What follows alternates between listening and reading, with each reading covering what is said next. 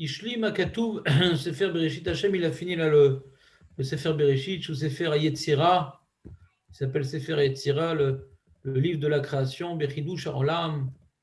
Pourquoi il s'appelle Sefer Yetzira? Parce que Hachem, il a créé le monde avec tout ce qu'il y a dedans.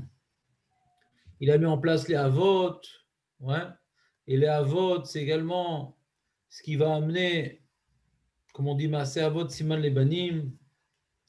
La manière qu'Hachem, il a créé les arbres qui ont en eux une teva d'être molides des fruits et de se reproduire. Et c'est le Sefer également dans lequel est décrit la mise en place des Havot, parce que tout vient des Havot, c'est comme des arbres qui donnent des fruits. Shem Kenyan Yetzira les Ara'am, mipne shekol mikrem tziuret dvarim lirmoz lodia kol atid lavo lahem. Tout est en potentiel dans les Havot. De la manière que tout est en potentiel dans le Maaseh Bereshit, par rapport aux réalités physiques et biologiques, par rapport à l'histoire de Ham Israël, tout est en potentiel dans les Havot. Maaseh Havot, Siman les Banim.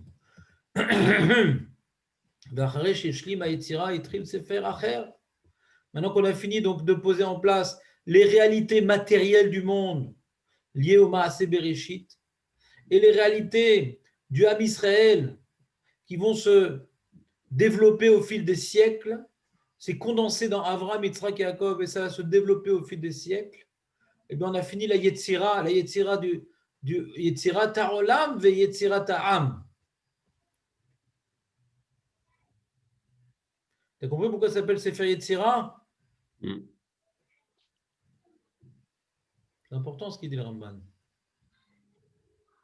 Parce que Chazal nous dit le Maaseh Avot Siman Lebanim. Tout ce qu'ils ont fait, ça va se reproduire dans l'histoire de Ham Israël. Tout est inclus dans Avraham, Yitzhak et Yaakov. Comme nous dit Rav Hirsch, que les trois shlavim de la Géoula et de la Galoute sont dans Avraham, Yitzhak et Yaakov. Yaakov, c'est la Galoute. Yitzhak, puisqu'on lui a pris son enfant, il a violé Dina, il a été en esclavage, il a été haï, poursuivi, il a dû se battre, et des trucs. Bon, la Galoute. Il est mort en Galoute, d'ailleurs. Yitzhak, il est en Israël, mais il est jalousé. Il est pourchassé, mais il est sauvé in extremis. Et Abraham, rien ne lui arrive de mal, il bat les malachim, les melachim. Il a de l'argent, il a des talmidim, il est couronné par les rois. Donc on voit tous les shlavim qui vont se passer dans l'histoire de l'humanité, et en particulier au Ham Israël, sont contenus dans la Havot. Zayetzira, Hashem ou Yatzar et Tabassi, Hashem a créé les racines. Et maintenant, c'est Sefer Shemot.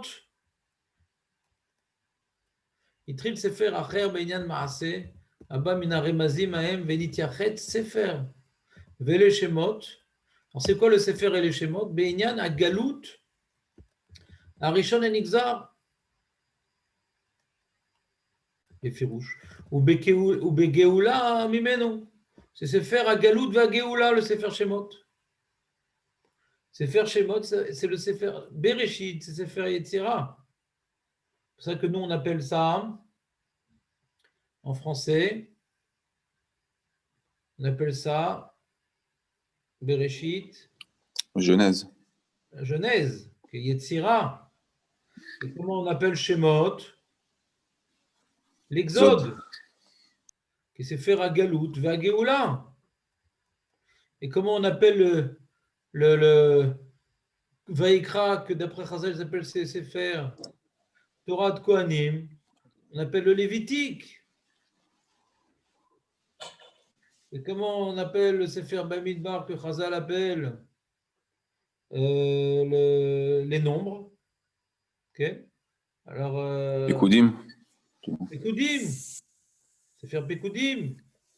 Et comment on appelle Mishneh Torah la répétition? Ouais, Dvarim, c'est Mishneh Torah. Deutéronome, c'est la répétition. Azak, un petit peu de Deutéronome, c'est la répétition? Je crois, ouais. Comme ça, j'ai en tête. Deutéronome, c'est deux mots grecs, Deutéros et nomos. Ça veut dire une deuxième fois. Voilà. José Mifourage, c'est un José Mifourage. Azak ou Baro, José. Alors pourquoi Ben, le Sefer Shemot, il s'appelle Sefer Agalout Vageoula? Galout, on comprend. Itril Beshemot, Yurde Mitzraim, le nom de ceux qui descendent en Égypte, ou Misparam, Afepichekvar Nirtavze, bien que ça a déjà été écrit, leur nom et leur nombre, à la fin du Sefer du Réchit, la Torah le reprend, leur nom et leur nombre. Afepichekvar Nirtavze Bavour Kieridatam, Sham ou Réchit à Galout, parce que leur descente, comme dans ces Sefer à Galout Vageoula, la Galout, elle commence par leur descente en Égypte. Donc, comme maintenant la galoute, elle commence par descente en Égypte, alors bien que c'était déjà écrit dans Sefer Bereshit, on reprend parce que ça doit inclure la galoute chez Mod. Donc, on doit reprendre. Vine à galoute, enena nishlam, adiom shuvam el mekomam, vel ma'alat avotam yashuvu.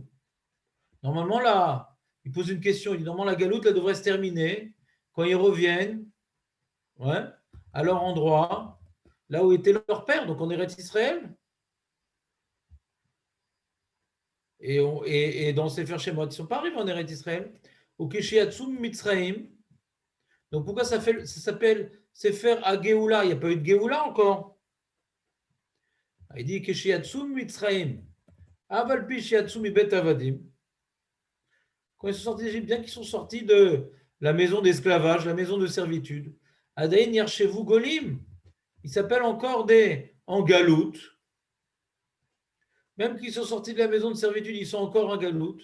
Kayou Be'aretz Lolahem, parce qu'ils étaient dans le désert, une terre qui n'était pas la leur. Nevochim Bamidbar, perdus dans le désert. Ukshebaou el Arsina, il va sous Mishkan, Veshav Akadosh Baruch Hu, Vishra Shrinato Benehem, Ashavu el Ma'alat Avotam. Donc maintenant, ils sont revenus à la Ma'ala de leur père. C'est quoi la Ma'ala de leur père? L'élévation de leur père, c'est quoi l'élévation? La proximité avec Akadosh Baruch Hu. La galoute, comme c'est écrit dans Chazal, la galoute, ce n'est pas un déplacement forcément géographique. La Géoula, ce n'est pas forcément un déplacement géographique. C'est avant tout la galoute de la Shrina et la Géoula de la Shrina. Est-ce qu'on est loin de la Shrina et est-ce qu'on est revenu à proximité de la Shrina? C'est pour ça qu'on dit que le deuxième Beth Amikdash, c'était déjà la galoute, parce qu'il n'y a pas la Shrina dans le deuxième Beth Amikdash. Mais qu'on était en Eretz Israël et qu'il y avait, comment dirais-je, le Beth Amikdash, ce n'était pas une Géoula Shlema, il y avait une Prina de galoute, ce qu'on appelle galoute à Shrina. Alors, ce n'était pas une galoute totale, parce que Tisha B'Av, on ne jeûnait pas à Tisha B'Av, bien que la Shrina n'était pas revenue. On ne jeûnait pas à Tisha B'Av, ce n'était pas une galoute totale, mais il y avait une galoute à Shrina qui fait que on n'était pas revenu à la proximité avec Akadosh Baruch Hu antérieure la destruction du premier Beth Amikdash.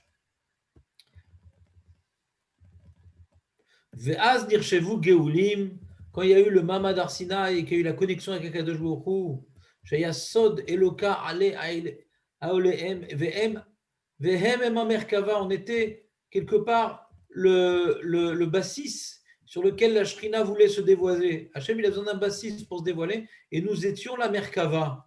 Vaz nirchevu geulim velachen ishlam hasefer hazeh veshlimu inyan hamishkan v'kvod Hachem malé oto tamid. C'est pour ça que le Mishkan n'est pas décrit dans le Sefer Vaïkra, curieusement.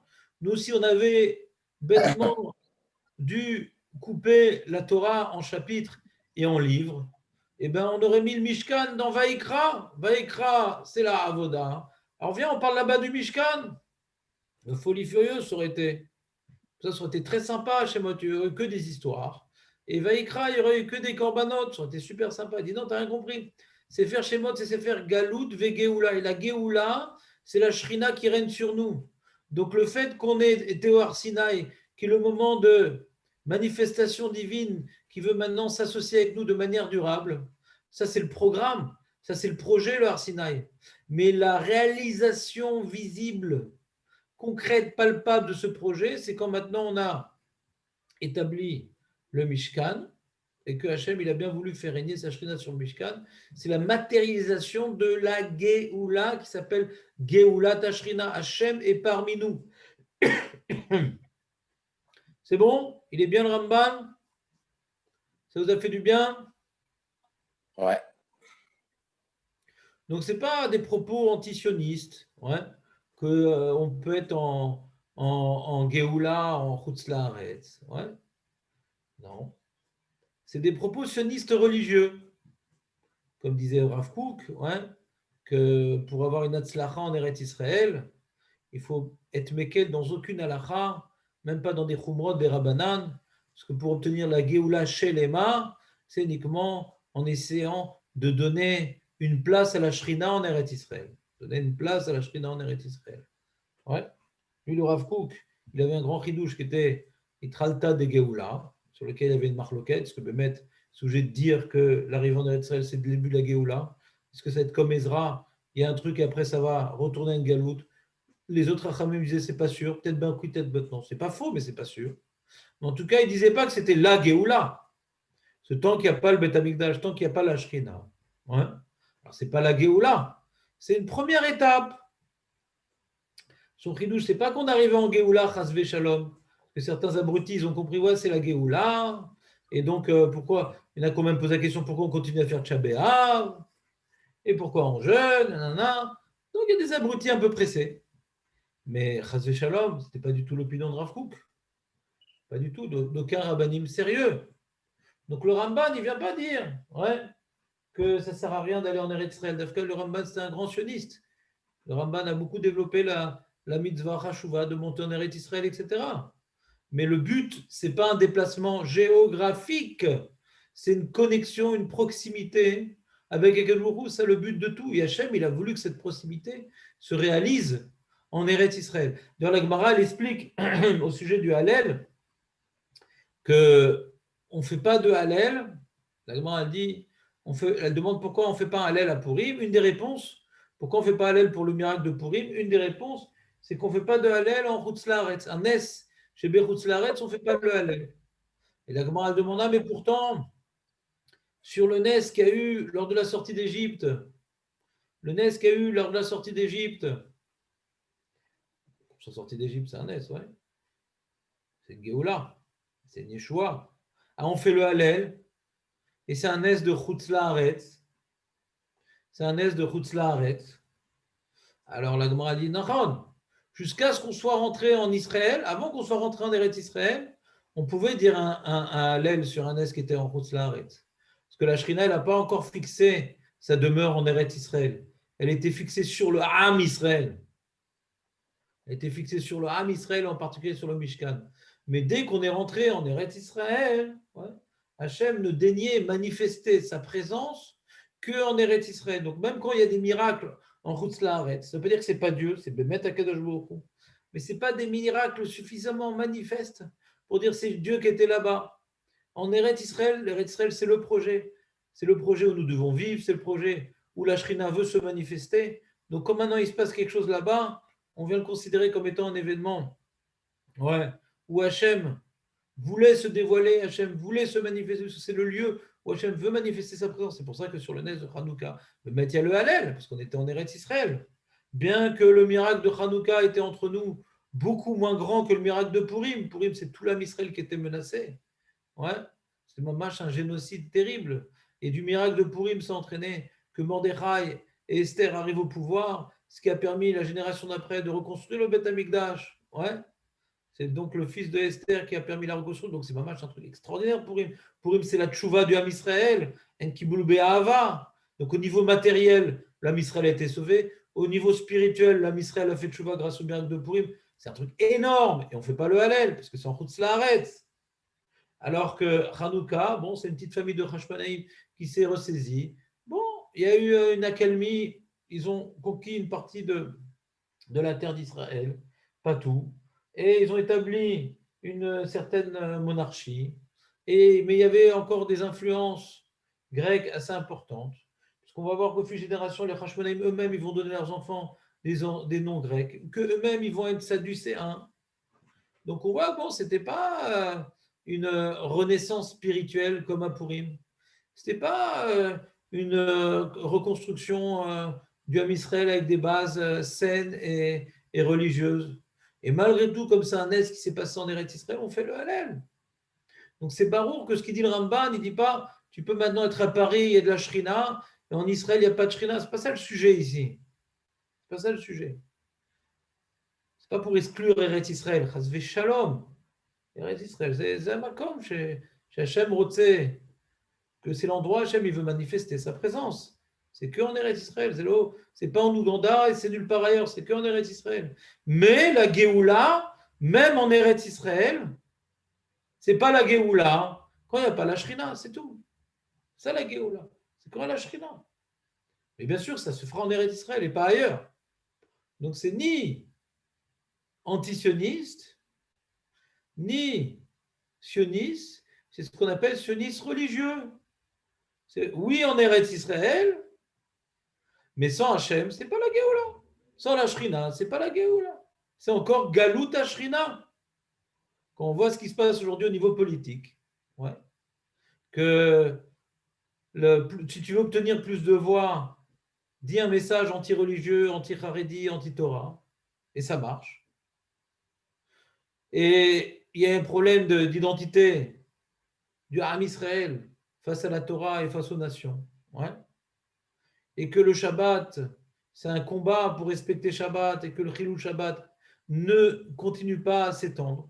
Donc il y a plein de choses positives en Eretz Israël, Baruch Hashem. Il y a de plus en plus de gens qui font tchouva, beaucoup plus de gens qui... Mais c'est malgré les tentatives du gouvernement, c'est pas grâce aux tentatives du gouvernement. Donc on voit qu'on n'est pas gouverné par la Torah. C'est Hachem qui nous aide à avancer malgré l'organisation politique des Juifs en Eretz Israël. C'est une survie politique. C'est un miracle, le développement de la Torah, vu les bases par lesquelles ce pays s'est construit, s'est reconstruit. Donc, Baruch Hashem, la Shrina qui règne en Eretz Israël fait des nissim. Et il y a beaucoup de choses qui avancent, malgré les tentatives de beaucoup de Rechaïm. Baruch Hashem. Mais on n'est pas encore arrivé à Géoulat Shrina. Malheureusement, on n'est pas gouverné par des gens qui reconnaissent l'existence d'Akadosh Baruch Hu. C'est-à-dire quoi l'existence? C'est pas oui, Dieu il existe, Baruch Hashem, Ishtabbar Shemolad. L'existence d'Akadosh Baruch Hu dans la Torah, dans les mitzvot. Ça veut rien dire je crois en Dieu si je fais rien pour que soit respectée sa loi et sa volonté. Ça veut rien dire je crois en Dieu. Alors tu es chrétien, quoi. Tu crois dans une religion où il n'y a pas besoin de faire des mitzvot. Shalom. Donc, Baruch Hashem, ça avance, mais la Géoula n'est pas là tant que la présence divine n'est pas manifeste en Eretz Israël, par nos actions d'abord, par le Mashiach, par la construction du Beth Amikdash, par les Sanhedrin, par tout le programme. Là, il y aura donc Géoula, Tashrina. La Shrina se manifestera. Pour l'instant, la Shrina n'est pas manifestée en Eretz Israël. Ouais. Il y a de manière éparse des petits clins d'œil divins pour nous sauver de graves dangers, mais il n'est pas représenté, il n'a pas son ambassade à Jérusalem. Hachem non plus. Hachem n'a pas son ambassade à Jérusalem. Il fait des interventions furtives et cachées pour nous sauver des desseins de Saddam Hussein, de tous les pigouïm. Mamash, on a des nissim. En-sof, on a Israël. En-sof de nissim. Si on travaillait dans les services secrets, je pense qu'on ne peut pas être ironique entrer dans les services secrets. Si on voit toutes les tentatives, on peut ou être Gaftan, pour pouvoir nier l'intervention divine face à toutes les tentatives d'attentats. Il faut ou bien être orgueilleux, c'est grâce à nous le Shabbat, ou bien être complètement fou. Mais celui qui n'est pas orgueilleux, il voit que nous, on n'a rien fait, le Shabbat, on ne fait rien. C'est à chaque fois des tsirouf mikrim par hasard, par-ci, par-ça. C'est des trucs incroyables, Donc Hachem est là, mais il n'a pas son ambassade. Si le Ramban nous dit qu'après tous les miracles, les 10 plaies d'Égypte, la sortie d'Égypte, il n'y avait pas encore la Géoula, alors qu'Hachem il a manifesté sa présence de manière dévoilée, il n'y avait pas encore la Géoula, alors qu'Hachem manifestait sa présence par la Nana Kavod, par Amoudéesh, malgré tout, il n'y avait pas encore la Géoula. Pourquoi? Il n'y avait pas encore d'ambassade. On n'avait pas encore établi un lieu de manifestation divine. On n'avait pas encore contracté notre engagement d'être ceux qui vont représenter les valeurs divines avant d'avoir fait le contrat au Har Sinaï et d'avoir construit le Mishkan qui symbolise le contrat. Pourquoi le Mishkan il symbolise le contrat? Puisque ça s'appelle le Moed. Le Ohel Moed, c'est la tente d'assignation, ouais, et c'est qui a pour centralité spirituelle le Aaron. Et le Aaron, c'est Aaron Abrit. Et le Brit, c'est le Brit qui a été contracté sur le Har Sinaï. Le Chot Abrit, c'est les tables qui viennent rappeler on a fait une alliance au Har Sinaï. Donc le Mishkan, il représente cette alliance-là. Avant qu'on ait contracté cette alliance-là, la présence divine était visible, mais notre engagement d'incarner ces valeurs n'était pas encore effectif. Donc tant qu'on n'a pas renouvelé le contrat et redonné une maison à Kadosh Baruch Hu, on est encore en galoute. Même qu'Hachem manifeste sa présence par tous les miracles qu'il nous fait. Ces miracles-là ne sont pas plus grands. Les miracles qu'on a en Israël ne sont pas plus grands que les miracles qu'on a eus lors des 10 plaies d'Égypte et lorsqu'il y a eu Yetziat Mitzrayim. Mais malgré tout, on était encore en galoute parce qu'il n'y avait pas encore un contrat dans lequel nous étions engagés et un lieu qui représente ce contrat, qui était le Mishkan. Nous, même s'il y a un certain pourcentage de juifs en Israël qui est minoritaire, qui veulent accomplir le contrat, il n'y a pas un lieu qui représente que Hachem est en Eretz Israël, c'est sa maison, c'est son royaume, il n'y a pas. Maintenant, le corona, ça veut dire en latin la couronne. Est-ce que le corona est amené pour nous mettre dans l'épreuve, nous poser les vraies questions? Pourquoi vivre? Quel sens on donne à notre vie? La parnassa, c'est plus tellement ça. La famille, c'est compliqué. Le limoud, il faut se battre. Il faut se trouver devant un écran pour pouvoir étudier. On ne peut plus aller au Beth Midrash. Tout est beaucoup plus compliqué. C'est plus simple d'une part parce qu'on n'a pas besoin de sortir de la maison. C'est plus compliqué parce que ce n'est pas tellement motivant d'ouvrir ton écran. Bon. Donc, il faut vraiment être attaché à la Torah pour venir écouter un cours. Il faut être attaché au mitzvot pour faire cet effort-là. Que bon, quand tu viens au métallage, c'est sympa, il y a de l'ambiance, il y a les copains, il y a les trucs. On va sortir à la maison, tu as envie de dormir, tu n'as pas envie d'étudier, tu n'as pas envie de bouger, tu n'as pas envie de trucs. Alors, est-ce que le corona, c'est la dernière étape du monde pour qu'on ait la décision, on prenne la décision de redonner la couronne, non pas à Bibi, non pas à l'argent, non pas à nos plaisirs, mais redonner la couronne à Kadosh Baruch Hu, savoir redonner la couronne là où elle doit être posée. Est-ce que c'est ça? J'espère. Et pour cela, il faut être Merkava. Il faut que nous décidions d'être Merkava, la Shrina. De nous-mêmes être une base pour recevoir sur nous la Shrina, pouvoir refléter la volonté divine, pouvoir refléter les mitzvot. Que dans les épreuves, on continue à étudier avec le même sérieux. Dans les épreuves, on continue à donner son maaser, si on a le moyen, avec le même sérieux. Dans les épreuves, qu'on arrive à respecter sa femme et donner de la simcha à la maison pour ses enfants, avec autant d'énergie. Hachem nous met dans l'épreuve pour tester ce qui est prioritaire. Ce qui est prioritaire reste dans tous les contextes. Ce qui est secondaire, ça tombe. Donc, si on voit qu'on régresse dans une situation particulière, c'est que ce n'est pas la priorité de notre vie.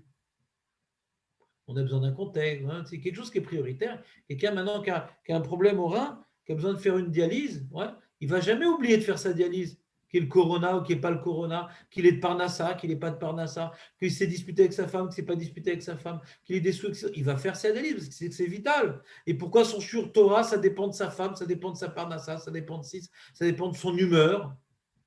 Ça dépend de son état d'esprit. Ah, j'ai pas les nerfs, j'ai pas envie. C'est que c'est pas vital. Les épreuves nous apprennent à juger de notre authenticité dans les mitzvot. Ce qui est vital, on lâche pas. Si la tefila c'est vital, parce qu'il n'y a pas de minyan, je vais me lever à l'heure quand je veux me lever. J'ai pris quand j'ai envie de me lever. Non, c'est vital, donc je vais me créer un cadre. Je vais me lever toujours à la même heure. Je vais essayer de ne pas me laisser prendre en otage par le coussin. Je laisse le choix de décider ce qui est important et je ne me laisse pas attraper par des vagues. Donc ça, Hachem, il attend de se manifester et de faire régner sa Shrina de manière durable en Eretz Israël. D'abord, qu'on accepte de le faire régner sur nous. Alors, Bezrat Hachem, il aura une base pour pouvoir manifester sa présence. D'abord, il y a eu le Har Sinaï où l'Am Israël a pris sur eux la responsabilité de refléter la volonté divine. Et après, le Mishkan. Veshachanti betocham. Le Mishkan, ça représente que Hachem, il a bien décidé de manifester et de faire résider sa présence, betocham, parmi nous, pas uniquement dans cette maison. Donc si on accepte sa présence, on accepte les priorités de la Torah devant toutes les autres priorités de la vie, c'est que Hachem, c'est notre roi. L'argent, c'est pas notre roi. Nos humeurs, c'est pas notre roi. Notre roi, c'est Akadosh Baruch Hu. C'est une épreuve pour chacun d'entre nous. On doit avancer dans ces épreuves-là. C'est pas du jour au lendemain qu'on va mettre la Torah en priorité. C'est pas du jour au lendemain qu'on va mettre le chesed en priorité. C'est un travail à force d'épreuves. On tombe, on se relève, on tombe, on se relève. On avance un peu, on avance encore, on avance encore, on avance encore. On avance dans quelle direction? Quel que soit le contexte, il y a des choses qui ne bougent pas. Au début, ça bouge un peu, après, ça bouge moins, et après, ça ne bouge plus du tout. C'est comme quelqu'un qui a fait tchouva, une fois il mettait de film, une fois il ne mettait pas. Et après, il met des trucs. Et après, même il a 40 de fièvre, il mettra cette filim. C'est l'homme échané. C'est l'homme échané. La manière que dans les tefilines, on arrive à un kinyan, que l'homme échané, que Shabbat, l'homme échané, ça ne bouge pas. Alors, l'Imouda Torah, Talmud Torah Ganek, ça aussi, ça ne devrait pas bouger. C'est Torah Techa Keva, Melech Techa Harai. La tefila, ça aussi, ça ne devrait pas bouger. C'est un travail. On tombe, on se relève, on tombe, on se relève. Quand on arrive à cette rigueur, cette discipline, la Shrina peut nous choisir comme étant son socle, sa Merkava, et plus il y aura de Merkava, et plus Hachem pourra se manifester au monde entier, parce qu'il y aura un groupuscule de gens qui ont décidé d'être représentants de cette Shrina-là. Ça, c'était l'Akdama du Ramban sur la Paracha, sur le Sefer Shemot. C'est clair? Vous avez des questions? Juste pour comprendre, le Ramban, il a dit qu'il y a deux caractéristiques. Il y a le Makom et Malat Avotam Yeshuvu. On doit revenir au Malat des Avot. Ouais. Et il répond que c'est seulement ils sont revenus et Malat Avotam Yeshuvu. Il n'a pas parlé du Makom. D'accord. Parce que au début, c'est la question. Au début, le Ramban il posait une question. Inek galut edenu shlam adiom shuvam el mekomam vel matavotam yashuvu. Il y a deux. A priori, la question c'est a priori, on devrait normalement arriver en Eretz Israël et à la dimension spirituelle de nos pères. A priori. Réponse non. כשבאו אל הר סיני ועשו המשכן ושב לכו וישרה שכינתו ביניהם, אז שבו אל מעלת אבותם שהיו סוד אלוקי אלוהיהם, הם המרכבה נחשבו גאולים. On aurait pu croire qu'on a besoin de deux paramètres pour s'appeler Géoulim, Kamash Malan. Nirchevu Géoulim. On est considéré Géoulim. Ouais. Est-ce que tu dis c'est maintenant une Géoula maspika suffisante? Aniloder. Comme il dit Nirchevu Géoulim, tu peux peut-être t'amuser sur les mots. Ouais. Ça s'appelle qu'on est déjà Géoulim, mais ce n'est pas encore la Géoula, parce qu'on n'est pas encore arrivé en Eretz Israël. Ouais. On va avoir l'inverse aussi. Comment? On va avoir l'inverse, être en Eretz Israël sans la Shrina. Je n'ai pas compris ce que tu as dit. Être en Eretz Israël sans la Shrina, Nirchevu Geolim, Gam. Mais il faut réutiliser. Bah, comme il n'y a pas le Makom, mais il y a Malat Avotam, Nirchevu Geolim, l'inverse aussi, ça marche. C'est-à-dire qu'il manque une message du Ramban. On voit que le Ramban, il veut mettre en avant. Ouais. Il veut mettre en avant l'Inan de la Shrina. Il dit non, la Shrina et Eretz Israël, c'est au même plan. Il faut y a Shremez, Kazé, Baramban, que le lieu géographique, la Zvara, il n'y a pas de Zvara, de dire une chose pareille. Ouais. Que si on est en Eretz Israël, ouais, sans Shrina, comme des Goïm, comme des Chilonim, que ça s'appelle la Géoula, ouais, il faut que tu me rapportes un Makor, les. Parce que Mitzad Azvara, c'est Meod caché. Le but de venir en Eretz Israël, ouais, comme on dit, Eretz Israël ne supporte pas les Averot.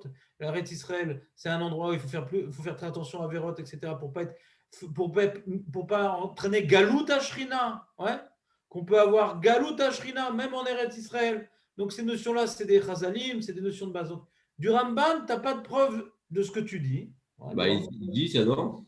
Il dit que même quand on met Israël, ma famille, Chatun Betavadi, Maden Yershiv Golim, Parce Ouais. qu'ils étaient pas dans leur terre. Mais ils ne parlent pas de la Shrina, pas la Shrina, ils parlent du Makom géographique, là. Est-ce que tu arrives à faire la distinction entre la question et la réponse? Il y a une Bah, question, il y a oui, une la question, question, j'ai il y a une compris, mais réponse. il répond par Vérité, rapport à c'est la la situation. question. Je répète ce que j'ai dit. Je vois que je n'ai pas été clair parce que je répète exactement ce que j'ai dit il y a 2 minutes. Et je vois que je n'ai pas été clair. Veine galut eneno nishlam. Ine, c'est une question. Galut eneno nishlam. Adiom shuva mel mekomam vel malatavotam yashuvu. Ça, c'est la question.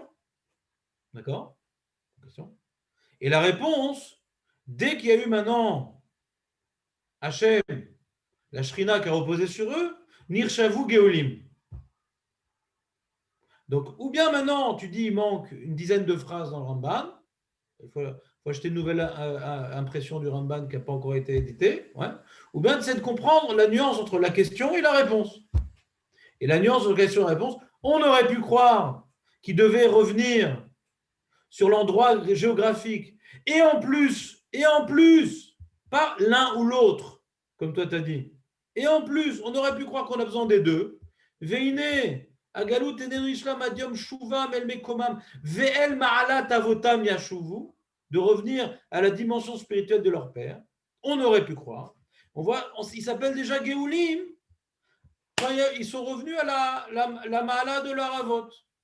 Mais que tu dises que si maintenant ils se reviennent en Israël en vivant comme des goïms, ça s'appelle Géoulim, il n'y a même pas un remède de ça dans le Ramban, parce qu'il ne parle pas de l'un ou l'autre. Donc je ne comprends pas. Peut-être tu as entendu un cours qui disait ça, peut-être je ne sais pas, mais moi je n'ai pas entendu ce type d'information de Rabbanim sérieux, même d'Atiléomi. Donc je ne sais pas pourquoi tu dis ça dans le Ramban, parce que le Ramban, il ne te parle pas de ça, quoi. Il te parle maintenant qu'il y a a priori besoin de deux choses. Ouais. Pas l'un ou l'autre de deux choses. El mekomam vel ma'alat avotam yashuvu. Pas l'un ou l'autre, mais les deux. Et on voit le fait qu'ils aient déjà obtenu la Shrina, ça suffit pour qu'il s'appelle Géoulim. Mais que si son Eretz Israël sans Shrina qui s'appelle Géoulim, il n'y a pas l'ombre d'une évocation de cette idée-là dans le Ramban. Trouve-moi un autre texte. En tout cas, le Ramban, il n'est pas adapté à cette idée. Ils sont plutôt s'opposer à cette idée-là, puisque tu dis le Ikar de la Géoula, c'est Géoula Tashrina, le Ikar de la Géoula. C'est tellement important, Géoula Tashrina, que même s'ils ne sont pas rentrés en Eretz Israël, ils s'appellent déjà Géoulim. Donc il y a une preuve du contraire de ce que tu voulais dire. Et j'ai voulu illustrer cette idée-là.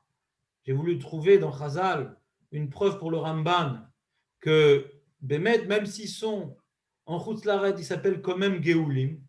Notion étonnante. Ben, dans la Tfila, on a ça, non? Comment? Dans la Tfila, on dit ça. Je ne sais pas si c'est une preuve. Mais... Vas-y, je t'écoute. Enfin, on dit, comment on dit? Shira Chadasha Shibechu Geolim. Mais bon, peut-être c'est. J'ai pas compris. Shira Chadasha Shibechu Geolim al Sefatayam. Ça, c'est une kouchia, ça. Tu dis parce qu'il n'y a pas encore la Shrina. Ah oui, c'est une kouchia. Mais bon, peut-être c'est pas une preuve. Ouais, ils ont une Non, Géoula. Quand on parle de Vegal, Tanu, Mi Bet Avadim, hein, Ouais, c'est ouais. clair qu'il y a déjà une, comment dirais-je, regardez, il faut revenir dans le contexte du Ramban, d'accord? Le Ramban, qu'est-ce qu'il est en train d'essayer d'expliquer? Le Sefer Shemot s'appelle Géoula, ouais, Galout ve Géoula. Il dit, elle est où la Géoula? D'accord? Alors il pourra répondre, ben, Galout, c'est quand on était en Égypte, Géoula, c'est quand on est sorti d'Égypte, d'accord? Il pourra répondre ça. Pourquoi il ne répond pas ça? Premièrement, parce que ça ne s'appelle pas une Géoula chez les mains, de celle de sortir d'Égypte si on n'a pas encore reçu, puisque tout ce que Hachem il a dit à Moshe, il dit, dis-leur, vous sortez d'Égypte pour recevoir la Torah au Har Sinaï, ouais, vous sortez d'Égypte pour aller en Eretz Israël, et que là-bas, il y a la Shrina en Eretz Israël. Donc ça ne s'appelle pas une Géoula Shrina, parce qu'il y a un projet derrière la sortie d'Égypte. Le but, ce n'est pas de sortir d'Égypte. C'est vrai que les Noirs, ils chantent « Let my people go ». Laisse mon peuple partir. Ouais. Mais nous, on a une autre version. Ouais. On a une autre version. On dit laisse mon peuple afin qu'il me serve. Ils ont oublié le deuxième paragraphe, ceux qui ont des enfants qui ont eu un coup de soleil. Donc, quand tu sais que leurs enfants ils ont un coup de soleil, tu sais comment ça finit? Après les gospels. C'est ça tout le problème. Et le problème de dire que la Géoula, c'est de sortir d'Égypte, le verset s'oppose à ça, parce qu'il est marqué laisse mon peuple sortir, afin qu'il serve Dieu. Donc il y a une notion de sortir pour servir. Donc on voit que la Géoula, c'est servir, c'est passer sous domination divine. Et lorsqu'on avait la Kriyat Souf, on n'avait pas encore accompli le projet. On n'avait pas encore... Alors que quand il y avait Arsinaï, c'était déjà le début du projet. Et le Mishkan, comme dit le Ramban, c'était la concrétisation que le projet est devenu une réalité nationale et pas juste une volonté dans le cœur. C'est devenu maintenant quelque chose de concret. On a donné de l'argent, on s'est investi, on a édifié. Donc cette avoda est devenue une réalité. Maintenant, qu'est-ce que le Ramban veut expliquer? Il veut expliquer d'une part pourquoi ça s'appelle Galout ve Geoula et qu'est-ce que c'est la Geoula, et d'autre part pourquoi maintenant la Torah elle a dû nous parler du Mishkan Bichlal dans Shemot. Mais moi ça dans Vaïkra.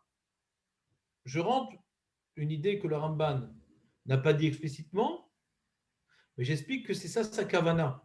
Parce qu'il te dit, à la fin, il te dit Velachen Nishlam Asefer Azeh Bashlimu. Inana Mishkan, Velachen. Puisque je t'explique la Géoula, c'est par la présence de la Shrina. C'est pour ça qu'on a développé dans Sefer Shemot et non pas dans Sefer Vaïkra, le Mishkan, parce que là, c'est la matérialisation de la volonté divine de régner sur nous.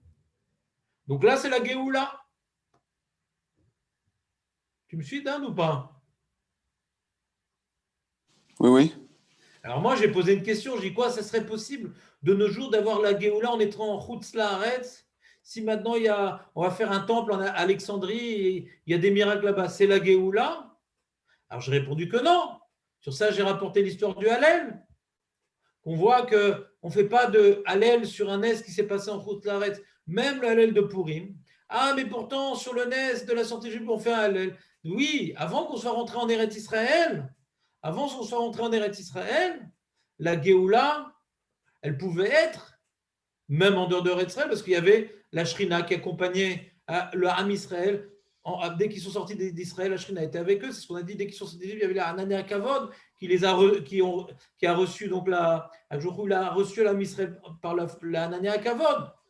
Mais dès qu'on est rentré en Israël, Hachem il a fixé sa demeure en Eretz Israël, et c'est là-bas qu'il manifestera sa Shrina et sa maison. Il ne veut pas habiter dans un autre endroit.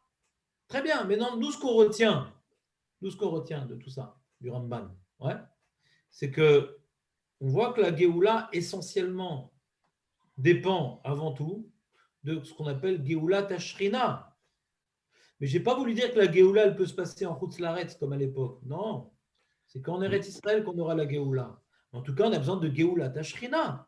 On a besoin de l'ambassade d'Akajouchou en Eretz Israël, ouais, pour dire, ça y est, maintenant, le roi a réintégré sa maison, le roi a réintégré son pays, le roi est revenu vivre parmi son peuple. C'est ça la Géoula, le roi vit parmi son peuple, c'est ça la Géoula. C'est tout ce que je veux dire. Donc, je n'ai pas compris l'intervention de notre ami Yosef, qu'il a déduit des propos du Ramban, que ou bien être en Eretz Israël sans Shrina, ou bien être en Chutz Laaretz avec la Shrina. J'ai dit ni ça, ni ça. Non, c'est un début de Géoula, je veux dire. Il ne parle pas de ça, le Ramban. Il ne parle pas d'être en Eretz Israël sans Shrina. Il ne parle pas de ça, le Ramban. Ça s'appelle tordre un texte, Yosef. Il ne parle pas de ça, le Ramban. Tu n'as aucune preuve du Ramban que quand tu es en Eretz Israël sans la Shrina, c'est un début de Géoula. Aucune preuve. Tu n'es pas d'accord avec moi? J'ai compris par rapport à la question du Ramban, ouais, qu'il ne pense pas comme ça. Non, le Ramban, dans sa question, il parle de deux choses, pas de l'un ou l'autre. Soyons rigoureux, Yosef. Il n'a pas dit l'un ou l'autre. Il a dit, normalement, il devrait avoir les deux. Pas l'un ou l'autre. Et il répond, le fait qu'ils aient reçu la Shrina, c'est suffisamment important pour qu'ils s'appellent déjà Géoulim. Mais s'il n'y a pas sur eux, et s'ils ne sont pas Merkava la Shrina, en Eretz Israël, Miamar Lecha qui s'appelle Géoulim. Même un petit peu Géoulim. Miamar Lecha. Ce n'est pas le sujet du Ramban. Il ne parle pas de ça. Il n'y a aucune preuve de ses propos. Si tu cherches une preuve de ça, c'est Rav Kook, mais ce n'est pas le Ramban. Donc, ce n'est pas forcément faux ce que tu dis. Mais ne mets pas sur le Ramban ce qu'il n'a pas dit. Soyons rigoureux. Je ne cherche pas dans le Ramban des preuves contre Rav Kook, ni pour. Il ne parle pas de ça. Ce n'est pas ça son sujet. Il parle de Géoula Tashrina. Il ne parle pas de revenir en Eretz Israël. C'est la première étape de la Géoula. Parce que quand il parlait de la première étape de la Géoula Rav Kook, c'est une Géoula irréversible. Géoula sophite, il n'y aura plus de galoute derrière. C'était ça son chidouche. Une Géoula, on ne reviendra plus en arrière. Ça ne fera que aller en avant. On ira de plus en plus vers la Géoula. Ce qui a entraîné, d'ailleurs, Gush Katif a entraîné de nombreux talmidim de Rav Kook de laisser tomber sa philosophie, dont Rav Tal, par exemple. La prophétie de Rav Kook a été démentie par Gush Katif, d'après certains des talmidei chachamim qui suivaient son opinion, que d'après Rav Kook, c'est une évolution qui ne va qu'en avant. C'est le début d'une Géoula qui va ne que s'accroître. Et le fait qu'on ait rendu des territoires, etc., que le gouvernement s'oppose à accroître la domination juive en Eretz Israël et sur les territoires qui nous appartiennent d'après la Torah, mais non pas d'après l'ONU, eh bien, ça crée une crise idéologique profonde dans ceux qui vivaient selon la prophétie de Rav Kook. Mais bon, ça c'est un sujet que c'est sûr qu'il y a plein de talmidei chachamim qui ont répondu non, c'est pas ça exactement qu'il a dit, et c'est ça qui. Bon, c'est pas mon sujet, je connais pas bien, j'ai pas lu les sources. Juste, Rav Kook, c'est un sujet à part. Demande à ceux qui le connaissent. Ouais. J'imagine qu'il y a différentes façons de le lire, comme dans tout livre, quand dans toute chose profonde, il y a différentes façons d'étudier. C'est pas mon domaine, je connais pas. Maintenant, ce que j'ai lu de Rav Kook, c'était sur la Tchouva et pas sur Eretz Israël. Donc, je connais pas bien son opinion sur Eretz Israël. J'ai juste que ce que nous dit le Ramban, ouais, ne parle pas explicitement de ce que tu me dis, c'est-à-dire ni pour ou contre, ouais. Mais si déjà je veux prendre position par rapport à la question idéologique, je dirais que ça irait plus contre. Qu'on voit que le Ikar, c'est Géoula Tashrina. Je n'ai pas une preuve que quand maintenant on rentre en Eretz Israël, c'est pas un début, ce serait peut-être un début de Géoula. Peut-être. Mais le problème qu'on a, c'est que quand maintenant on est rentré en Eretz Israël avec Ezra, tu vois bien que ce n'était pas un début de Géoula, parce que cette Géoula-là, elle n'a pas été confirmée. Après, on arrivait à une galoute encore pire que la première. Encore pire que la première. La galoute qui est sortie de ce retour en terre. Donc, ce n'est pas parce qu'on revient en Eretz Israël que c'est pour autant que ça ne va pas capoter un moment. On ne peut pas savoir. Le Rav Kook, il était sûr de lui. Et le Chazonish n'était pas sûr de lui. C'est deux grands qui ont pris position. Si toi, tu veux trancher entre ces deux grands, c'est ton choix. Moi, non. C'est deux grands. Deux grands chachamim. Le Rav Kook était un grand talmid chacham, c'est un tzaddik. Le Chazonish également. Ils avaient deux façons d'interpréter l'histoire. Maintenant, ce qui serait intéressant, si tu veux nous faire cette recherche-là, Yosef, est-ce que le Rav Kook, il a rapporté une preuve du Ramban? Ça m'étonnerait. Je pense que c'est un talmid chacham et que le Ramban ne parle pas de ça. Mais si c'est le cas, alors ça serait intéressant de voir comment il a étudié le Ramban. Hazak, fin de parenthèse. Donc, il y a un autre Ramban sympa, par contre. Donc, nous, en général, quand je donne un cours, j'aime bien dire des messages pas trop philosophiques et de revenir un peu terre à terre. Donc, nous, qu'est-ce qu'on déduit de ce Ramban-là? C'est si Bémet, on croit dans la venue du Mashiach, si Bémet, on est sioniste, comment maintenant pouvoir accomplir le programme sioniste religieux en étant Merkava d'Ashrina, en jetant à la poubelle la télévision, ouais, en essayant d'accomplir les halachot de kashrut, méadrin, minaméadrin, en faisant attention à nos yeux, en essayant d'envoyer nos enfants dans des écoles où il y a le plus d'Irat Shamaim possible, ouais, le bac ou pas le bac, où il y a le plus d'Irat Shamaim possible. Donc faire avancer la Shrina en Eretz Israël, si vraiment on croit dans le Mashiach, et si vraiment on croit que le Mashiach, ouais, ça doit se passer en Eretz Israël. Alors maintenant, nous avons fait le grand choix extraordinaire de venir en Eretz Israël. Faisons avancer la Shrina en Eretz Israël. Mais comment je vais faire, Rav? Comment je vais faire? Mais il y a plein de gens qui ne font pas Shabbat. Mais toi, tu peux être Merkava, la Shrina. Si tu es Merkava, la Shrina, toi, l'autre, et lui, et l'un et l'autre, B'ezrat Hashem, il y a une base solide pour que Hashem veuille bien se manifester au monde en Eretz Israël par le Ham Israël. Faisons partie de cette base-là et on fait avancer le projet divin. B'ezrat Hashem. Très, très bien. Et ça, c'est le message de Rav Kook, mais on a explicite. Que pour faire avancer la Géoula, c'est uniquement en accomplissant l'alacha dans les plus petites chumrot des Rabbanan. Aucune koula. On ne peut même pas faire des koulas pour Eretz Israël elle-même. Il y avait une discussion idéologique déjà à son époque. Est-ce qu'on peut monter sur l'esplanade? Ouais. Parce qu'il y a une marloquette rishonim. Le Ravad, il dit qu'il n'y a pas de Issour. Le Rambam, il dit que c'est Rav Karet. Ouais. Il y en a tout plein qui sont ramenés, qui sont amusés à rapporter différents Rishonim qui ne partageaient pas l'opinion du Rambam, ouais, et donc on peut monter sur l'esplanade, c'est permis, et ça montre qu'on est nous les maîtres, etc., avec tout un enjeu politique derrière. Le Rav Kook, il a dit, c'est une lettre explicite, celui qui veut la chercher, il la trouvera sans problème. Il dit que puisque le minag des générations précédentes, c'est d'être marmire comme le Rambam, les rabbanim jamais montés sur l'esplanade parce qu'ils étaient possèdés comme le Rambam. On ne peut pas changer le minag, on ne peut pas recommencer parce qu'on vient établir là, on est en train de faire un nouveau yishuv en Israël, on va tout détruire de tout ce qui est de toutes les lachot, de tous les minagim. Il y a un minag d'être marmire comme le Rambam, c'est fini, on ne monte pas sur l'esplanade.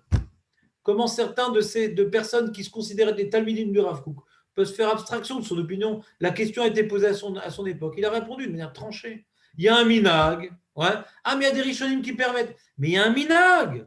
On ne fait pas des coulottes. Il ne faut pas chercher des coulottes. Il y a un minag. On respecte le minag.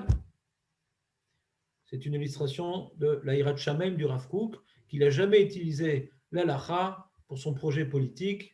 La politique, pour lui, c'était une chose importante pour faire avancer le projet divin. Et le projet divin ne peut avancer que par le respect de l'halakha. Ça, c'était ce que beaucoup de ces talmidim auraient dû se rappeler. Certains s'en sont rappelés, pas tous. Il y en a qui ont mis en avant son approche politique et pas son amour de l'halakha. Le Rav Mordechai représentait le côté positif de Rav Kook. L'halakha, on ne joue pas avec l'halakha. Ça, c'était Rav Mordechai. Et tous ceux qui ont eu le srout d'apprendre chez Rav Mordechai, ils ne se sont pas embrouillés. La politique, c'est important, mais ça ne vient pas détruire notre respect aveugle de la halakha. Bon Hashem, que dans tous les mouvements du Ham Israël, il y a toujours des tzadikim qui ne perdent pas le nord. Très bien, ça c'était le Ramban sur l'introduction au Sefer Shemot. Et il y a un Ramban intéressant, enfin tous les Rambans sont intéressants. C'est un livre que si on le connaissait par cœur, notre vie elle serait différente. Il parle du projet de Paro. Et le Ramban, il parle du projet de Paro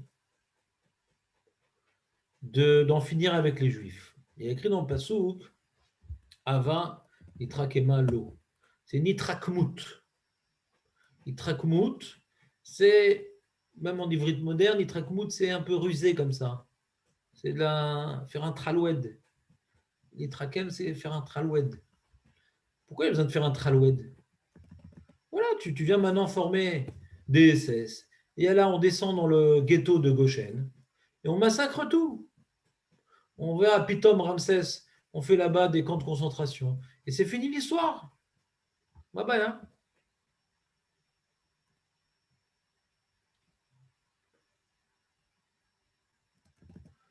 Le Ramban, il dit non. L'ora paro vechachme yoatzab la kotam becharev.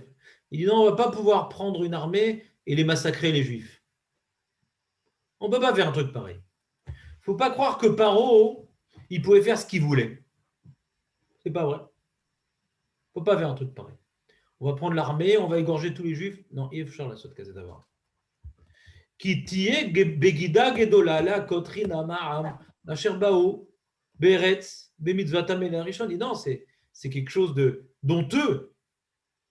Ce peuple-là, il a été accueilli par les Égyptiens. Ouais. Le roi, le Paro, c'est peut-être l'ancien, c'est peut-être le même, marloquette entre Rav et Shmuel. En tout cas, le roi précédent ou le même, il les a accueillis à bras ouverts. Et maintenant, sans donner de raison réelle, il vient les massacrer. Même un gars, il ne peut pas faire un truc pareil.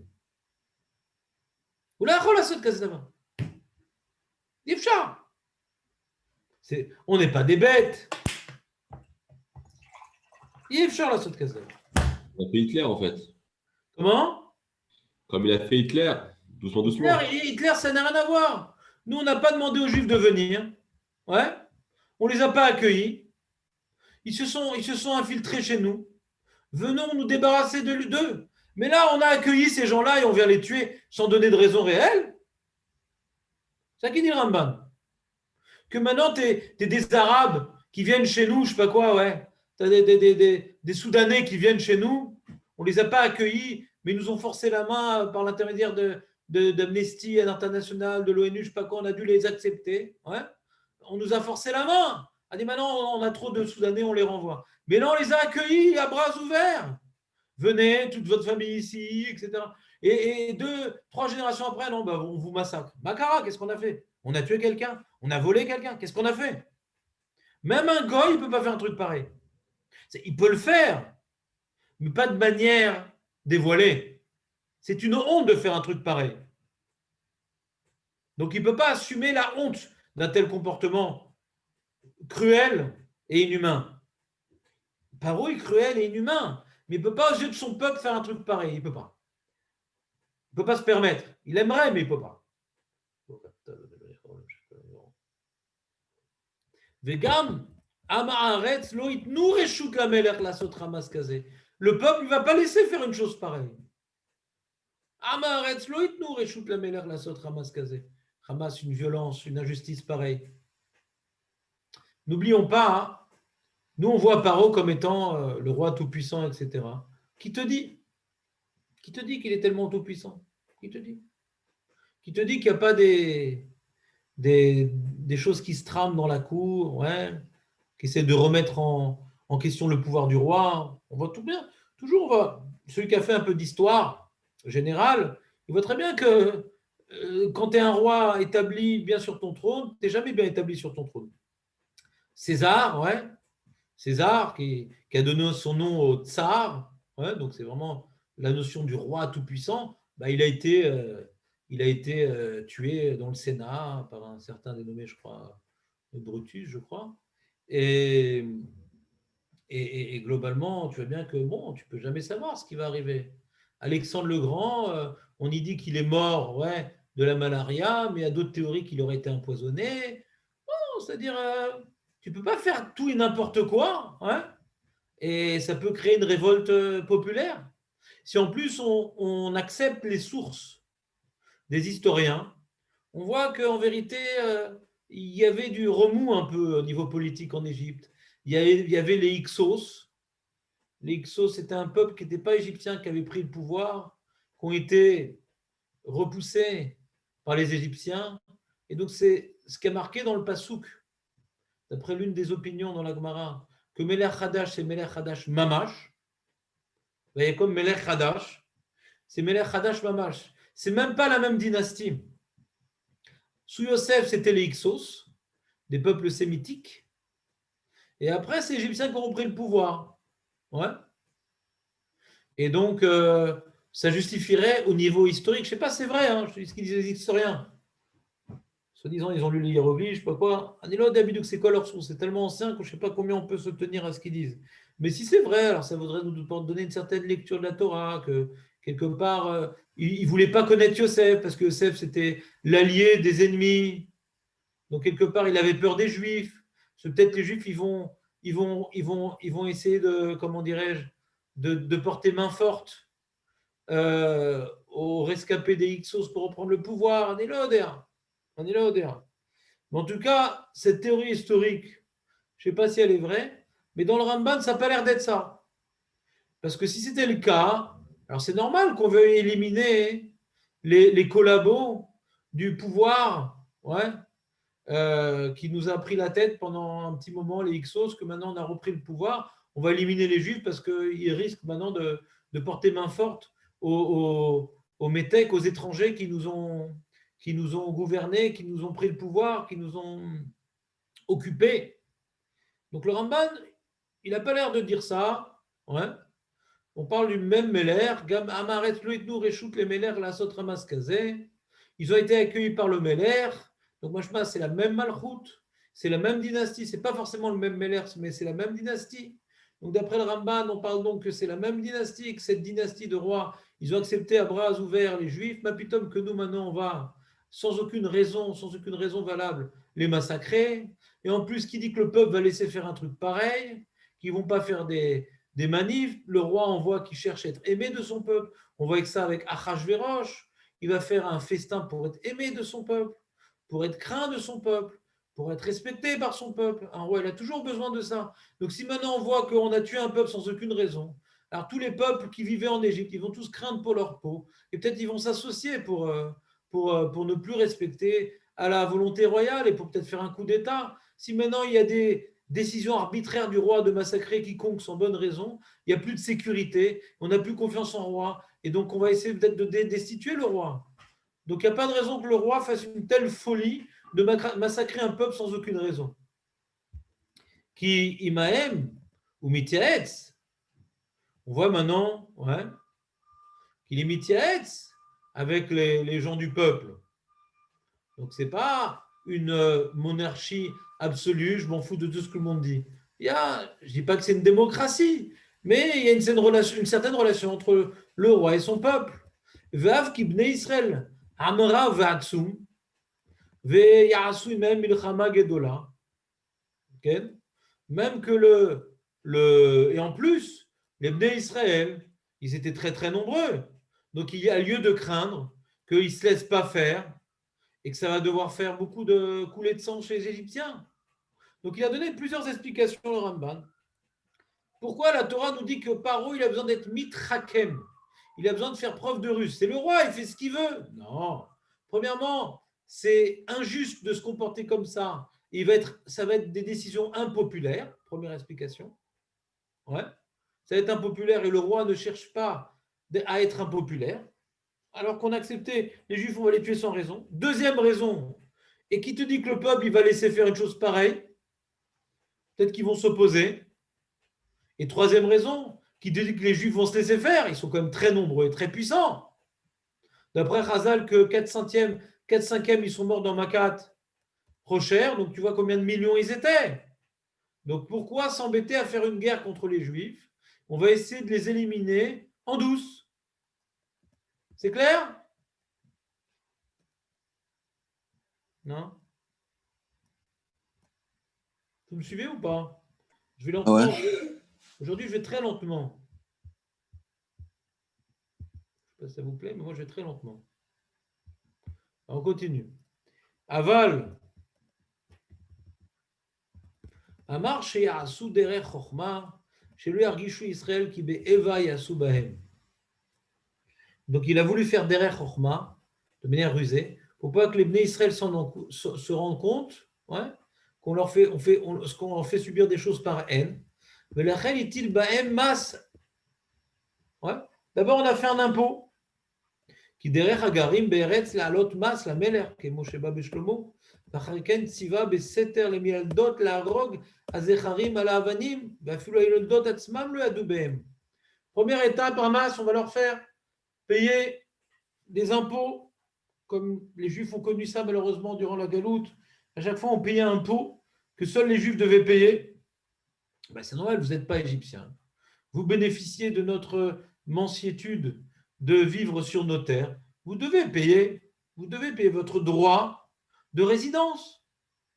Et ensuite, il dit, bon, je vois que ça n'a pas suffisamment affaibli les Juifs, ils continuent à se développer. La pauvreté que j'ai entraînée par ces impôts n'a pas suffisamment pu affecter la puissance de ce peuple qui est parmi nous, mais qui semble être une donnée tellement importante qu'elle est menaçante. Ça reste une menace pour nous. Donc maintenant, il est venu demander au chef des accoucheuses, des sages-femmes, Shifra et Poua, de tuer en cachette les garçons et de faire passer ça pour une fausse couche. Donc on voit que dans ce projet-là, de parler en secret au Méaldot, de tuer les garçons, c'est qu'il veut dissimuler, c'est encore une autre preuve pour le Ramban, il veut dissimuler sa tentative de massacrer l'homme Israël. En prenant des collabos. D'ailleurs, ça répond à une autre question, vous savez. C'est que quand on lit la Torah, on devrait être choqué normalement. Parce que maintenant, quand Paro, il rappelle les Méadot, il dit, qu'est-ce qui se passe? Je vois plein de garçons, qu'est-ce qui se passe? Je vais confier une mission de tuer les garçons, mais j'ai l'impression qu'il y a un problème. Elle dit, non, mais tu sais, elles sont spéciales, les Juives, elles accouchent avant qu'on arrive, truc, tout ça. Et ça va. Il accepte l'argument. Attends, c'est un abruti, Paro. Il n'était pas content de cette histoire-là. Mais il n'a pas pu les tuer. C'est comme c'est une itrakmout.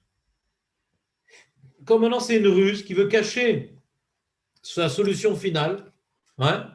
Donc, si maintenant on vient éliminer les Méaldot, ouais, les Juifs vont commencer à se poser des questions.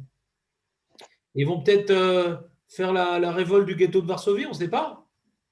Donc il veut éviter ça, Paro. Il dit qu'est-ce que je gagne de tuer ces femmes-là si après on va devoir se battre contre les Juifs parce qu'ils vont sentir qu'il y a anguille sous roche. Vous suivez ou pas? Aujourd'hui, je vous fais un peu de chat. Vous ne voulez pas? Rav, Non. C'est qui parle? Rav, Oui, alors oui. Vas-y, parle. pourquoi Pharaon n'a pas remplacé les Léviotes par des Mitzriotes dans ces cas-là? Je ne sais pas. J'ai aucune idée.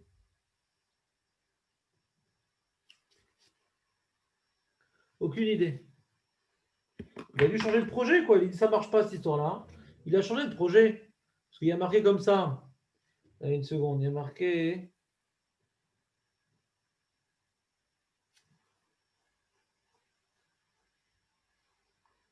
Il y a marqué. Excuse-moi.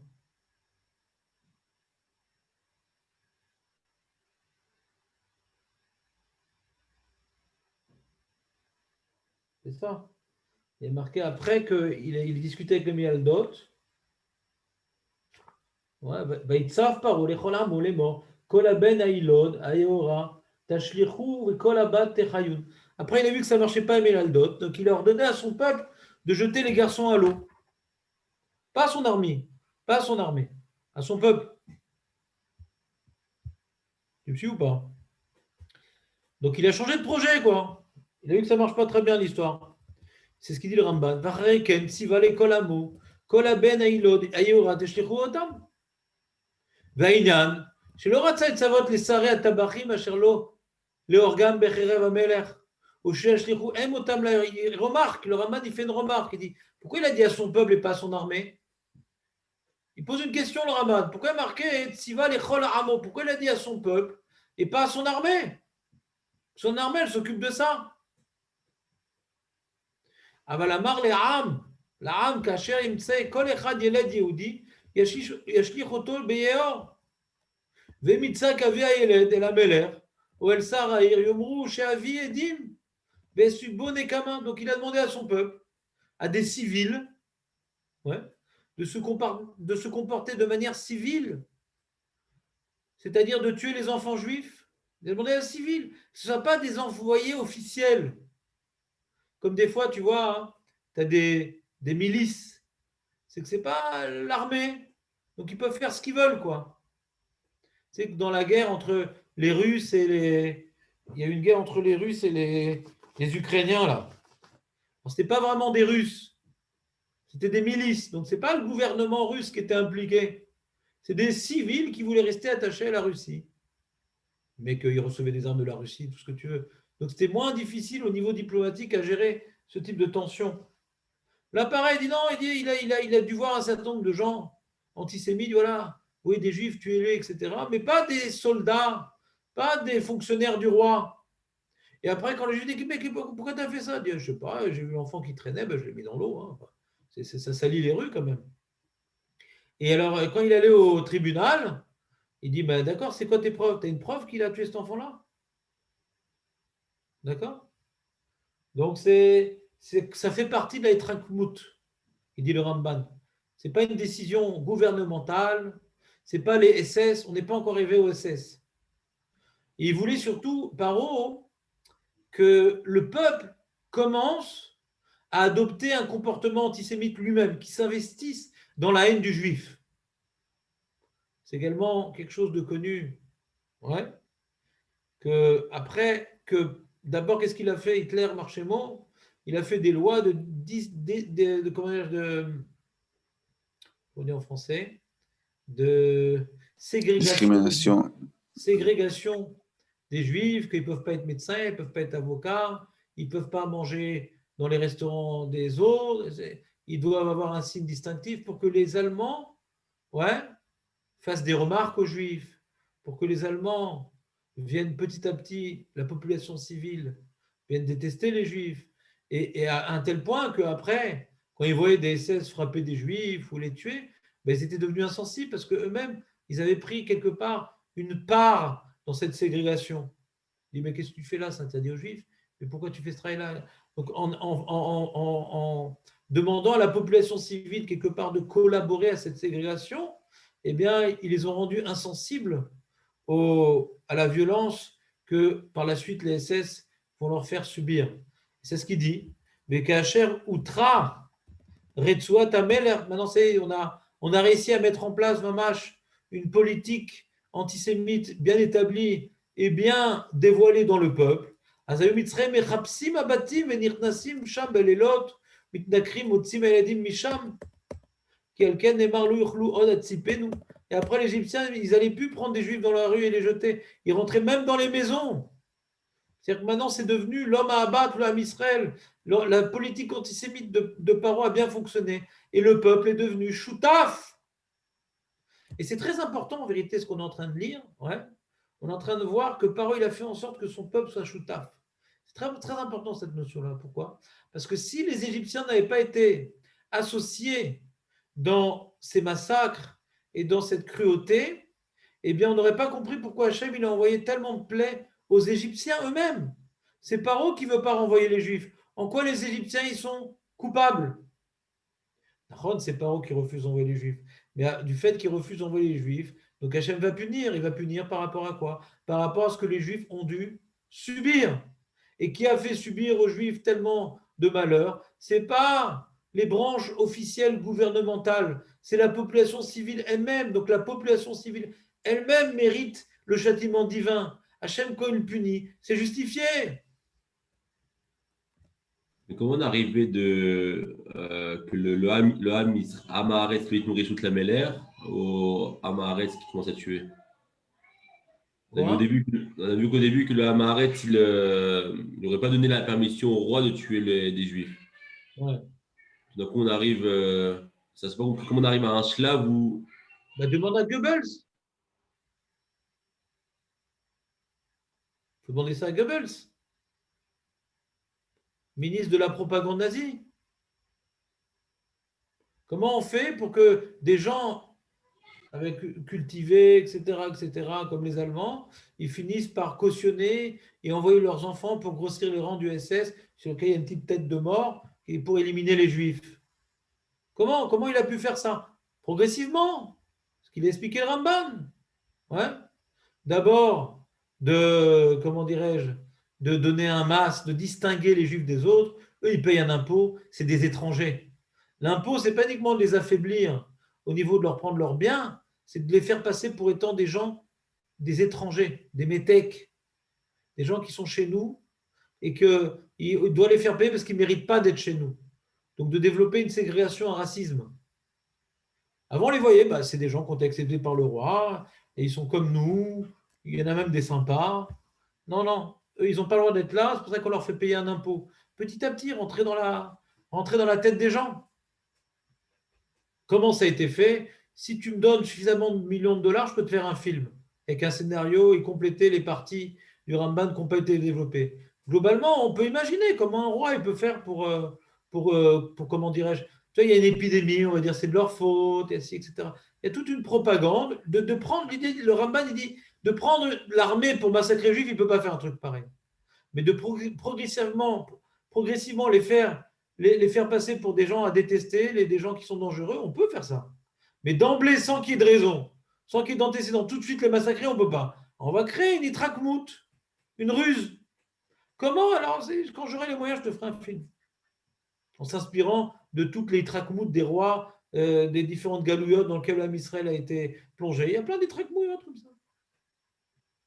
C'est pas très dur. La Torah ne s'allonge pas sur ça, mais on peut imaginer, si on fait preuve un peu d'imagination et de connaissance historique. Tu vois ce que je veux dire, Yosef? Ce qu'il a dit, le Ramban, c'est qu'on ne peut pas d'emblée, d'un coup, allez, viens, on tue tous les Juifs. On ne peut pas faire un truc pareil. Il faut aller progressivement, c'est ce qu'il a expliqué le Ramban. Mais excuse-moi, juste pour le Rambam, Outra Retsuat ta mère, ça c'est déjà l'ordre Kolaben Ayor Ayelod Ayor Atishtekhu, non? Ouais. C'est ça que ça veut dire, ok.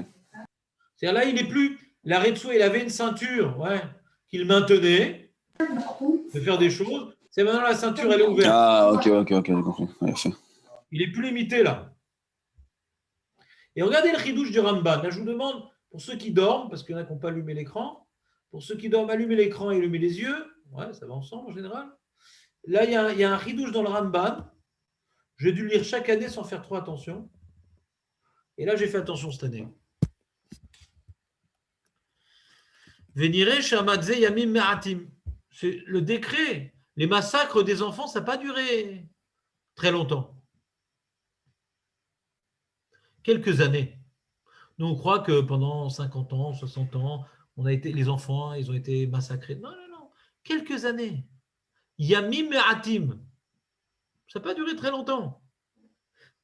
Peut-être même pas une année. Qui Beledet Aaron lo et Xera. Le Ramban, il dit, mais quand il est né Aaron, il n'y a pas encore cette Xera. D'où il sait que quand Aaron il est né, il n'y a pas encore cette Xera? D'où il sait? Vous avez une idée?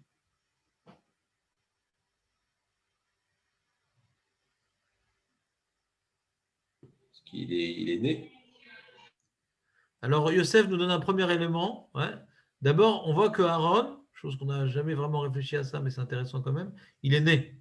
Ça, c'est un premier élément important. Ouais. Et je rajouterai à ce que nous dit Yosef, non seulement il est né, mais on n'a pas vu qu'on a eu besoin de le cacher. On n'a pas vu qu'on a eu besoin de le cacher. Oui, mais alors peut-être que c'était avant, ça. C'était l'aîné. Aaron, Oui, est Aaron, c'est avant. Aaron est le frère aîné de Moshe. Donc, si on voit qu'on n'a pas eu besoin de cacher Aaron, ouais, c'est qu'il n'y avait pas encore cette zéra-là de jeter les enfants à l'eau. C'est ce qui. Ça a commencé D'accord. après. C'est quoi, c'est après? Vous pouvez m'expliquer, vous pouvez me traduire les propos de Jonathan? Oui, après Aaron, il veut dire. C'est ça qu'on est en train de dire, je comprends pas. C'est pas une Oui, question. mais il veut dire, c'est pas. Non, Ça nous, veut pas dire que ça pensé n'a que pas duré longtemps. Voilà, ça. Quoi? C'est la première étape, Ça a pas duré longtemps. Jonathan. C'est la première étape, là. Il veut dire. Aaron et Moshe, il y a 2 ans. Non, non, je peux expliquer. Il dit ça, Aaron était avant Moshe, donc ça n'a pas commencé en tant qu'Aaron, mais rien ne nous dit qu'une fois que ça a commencé, ça n'a pas duré très longtemps, quoi. Ça, c'est la suite, j'imagine, Jonathan. Ouais. Donc, c'est pas une question. Jonathan, il ne pose pas de question, il essaie d'anticiper la suite, mais ce n'est pas une question. Voilà. C'est une question. On est en train de parler de l'intervalle. Il y a 2 intervalles dans une période. Il y a l'intervalle du début et de la fin. Bon, d'abord, on parle de l'intervalle du début, et Jonathan va nous laisser la possibilité d'expliquer l'intervalle de la fin. Keshenolad Moshe nire shenit batla. Il suffisait d'attendre 10 secondes, 2 secondes. Ouais. Et quand il est né Moshe, c'était fini la Xéra.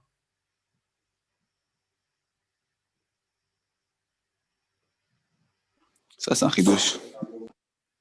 Non, Rashi nous rapporte comme ça, tu sais, Chazal, ils disent comme ça. Ah, alors pour moi, c'est OK. Chazal nous disent comme ça. Chazal nous disent que quand maintenant, pourquoi les sorciers de Paro, ouais, ils ont vu que quand il a été jeté, Moshe à l'eau, dit ça y est, le sauveur des Juifs a été jeté à l'eau. Le sauveur des Juifs a été jeté à l'eau. Non, On n'a plus besoin de chercher le sauveur. On arrête la Xéra. D'après Chazal, ouais, l'enjeu essentiel de Paro, c'était de ne pas perdre le poids. Il savait qu'il y avait un Juif qui allait lui casser l'Égypte. Il savait qu'il y avait un Juif qui allait casser l'Égypte et il le recherchait. Et c'est pour ça que Chazal nous dit que ce jour-là où Moshe a été jeté à l'eau, il a été gozer Paro de jeter même les enfants égyptiens à l'eau. S'il ne savait pas si ce Moshia, si ce casseur d'empire, il était juif ou égyptien, il ne savait pas. Donc il a fait la xéra même sur les Égyptiens, il dit le Chazal. Oui, quand Moshe a été jeté en l'eau, c'est fini maintenant. Regardez, il va expliquer, le Ramban, il va expliquer d'où il sait ça, que quand Moshe a été jeté en l'eau, il n'y avait plus la xéra. Alors, il va donner différentes propositions. Alors, il y a un truc de folie furieuse. Ça, j'avais jamais fait gaffe. Regardez-moi cette phrase. Oulaï, peut-être, bat paro bechemla alaou. Elle a dit, oh, il est mignon ce petit enfant et tout. Ouais. On ne va pas la mocher quand même. Amra la via, chez Loya Sekan, dit non, papa, il ne faut pas tuer les juifs, c'est mal. Moi, comme elle a trouvé Moshe, elle voulait le garder. Elle a convaincu son père d'arrêter la xéra. Hidouche Atsoum. Il est un peu mieux, non? Comment? Parce que si la raison de Paro de tuer les enfants, c'était pour inciter le peuple à tuer le Ham Israël, je ne vois pas pourquoi il aurait arrêté après Moshe Rabbeinu. Parce que c'était Nachon, une Moshiach. Nachon, Nachon. T'as tzodek. Ma pitom qu'il écouterait sa fille. C'est un chidouch hatsoum, ce qu'il dit le Ramban. Et on voit que c'est pas comme Chazal, parce que Chazal, on a vu dans la Gemara Sotan, ou ceux qui viennent le dimanche matin, qu'on avait fait la Gemara, je crois, Fud Aleph, Fud Bet, je ne me rappelle plus. D'abord, on avait vu que Bithia, elle s'est mariée avec Caleb. Bithia, elle s'est mariée avec Caleb. Et Caleb, il a eu deux femmes, Myriam et Bithia. Donc la mère adoptive de Moshe et la sœur de Moshe. Et il est dénommé dans Divrei Yamim, Caleb, il s'appelle Marad, le rebelle, parce qu'il s'est rebellé contre Hatzat Meraglim. Il s'est opposé au peuple, il s'est opposé au Meraglim, donc il s'appelle le Mored. Et la Gemara, elle dit, Hachem, mais avec Zivugim, il a fait que le Mored, il s'est marié avec la Moredet. Et il y a deux types de Moredet. Myriam et Bithia, c'est des Moredet, des rebelles. Les rebelles se marient ensemble. Alors c'est quoi Myriam, en quoi elle s'est rebellée? Elle s'est rebellée contre son père, Amram. Amram, il s'était séparé de sa femme. À quoi ça sert de rester marié, d'avoir des enfants? Les enfants, de toute façon, ils sont massacrés. Donc, on voit déjà de cette Gemara-là, de ce Midrash-là, ça ne va pas comme le Ramban. Après, je vais revenir sur ce point-là, mais d'abord, je reviens sur Mored. Que c'est quoi Mored? C'est qu'elle s'est opposée à son père. Et Bithia, aussi, elle s'est opposée à son père. En page toute, elle s'opposait à son père. C'est-à-dire, son père, il a fait un décret, elle s'oppose au décret. Si tu dis que le Ramban, il est d'accord avec ce Midrash-là, ça veut dire elle s'opposait à son décret pour le convaincre d'arrêter son décret. Mais comme dit Yosef, c'est bizarre, Mapitom, il aurait été convaincu. Mapitom qui était convaincu d'arrêter. Encore une fois, Ramban, il ne va pas d'après Chazal. D'accord? Ramban essaie de comprendre ce qui s'est passé d'après le Pshat. Pas qu'il a vu par Nevoa que ça y est, il n'y a plus besoin de tuer les Juifs parce qu'il a été jeté à l'eau, le sauveur. C'est pas ça. Ici, on est d'après le Pshat, pas d'après Chazal. Donc pourquoi il a arrêté? Peut-être sa fille lui a demandé d'arrêter. C'est étonnant de dire ça, comme il nous a demandé Yosef. Après tous les efforts qu'il a fait pour éliminer les Juifs, bah putain qu'il arrête maintenant parce que sa fille a demandé. Qu'est-ce qu'on s'en fout de sa fille? Autre explication, Kacher Nishma qui met à Meler Nia Davar, quand maintenant ça commençait à être su, ça explique mieux par rapport à ce qu'il a dit plus haut, quand ça commençait à être su que, c'est pas des milices comme ça, des antisémites, des néo-nazis, des skinheads. Non, les skinheads, ils ont été envoyés par François Mitterrand. Ils sont payés par François Mitterrand, les skinheads. Comment ça? C'est pas possible. Bah, tu sais, François Mitterrand lui-même, il est venu se recueillir sur la tombe de Pétain, hein, cache bien son jeu. Non, je te crois pas. On a voté pour lui. Bah, c'est un fasciste. Alors, quand il a vu que ça commençait à être su l'histoire, ouais, alors il a dit, bon, là, ça devient trop officiel et tout. On arrête tout. On arrête tout. Oshéaya Alpi, ouais, il rapporte la Gemara, Einstein-Ninout, qui est livré à Botenu. Il a vu dans les étoiles que ça y est, le sauveur, l'ennemi à abattre, il a été jeté à l'eau. Donc le Ramban, il veut dire, on sait que ça, quand Moshe il a été jeté à l'eau, c'était la fin, il n'y avait plus. Moi j'ai une preuve dans le Pshat. Moi j'ai une preuve dans le Pshat qu'on ne tuait plus les enfants juifs. Moi j'ai une preuve dans le Pshat qu'on ne tuait plus les enfants juifs. C'est qu'après qu'on parle de Moshe, etc., ouais, et qu'il était pris par Bithia, après la Torah elle nous décrit un petit peu ce qui est arrivé au Ham Israël. D'accord? Il y a marqué comme ça, il y a marqué dans la Torah, ouais, Vatelet, donc on est dans Bet, Kavbet, Vatelet, Ben, pardon, je me trompais. Oui, après que l'on parle que Moshe il est parti de chez Paro, ouais, et qui s'est marié avec Tzipora, il y a marqué Vaï Bayami Mahem, Bayamot Meler Mitzrayim, Vayenchou Bene Israël Mina Avoda, Vaïzakou Vatel Shavatam, et Elohim Mina Avoda. On voit de quoi ils pleurent les Juifs. Quand Hachem a écouté leurs pleurs, de quels pleurs on parle? Mina Avoda. Ma pitom, qu'ils vont pleurer de l'esclavage plus que du massacre de leurs enfants. si on continue à massacrer leurs enfants. Ma pitom qui pleure de la avoda, il y a marqué. Je vous montrer peut-être dans le test, parce que je ne vous sens pas assez réactif. Pour moi, c'est une preuve assez intéressante. Ouais. J'ai eu ce matin après la tefila.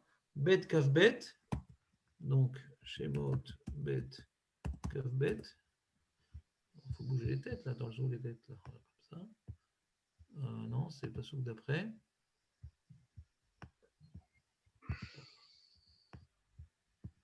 Vaïbaïm Arabim, Ahem. Vaïamot, il est mort, le Meler Mitzrayim. Vaïahanechou bene Israël mina avoda. Et il soupirait à cause du travail. Vaïzakou.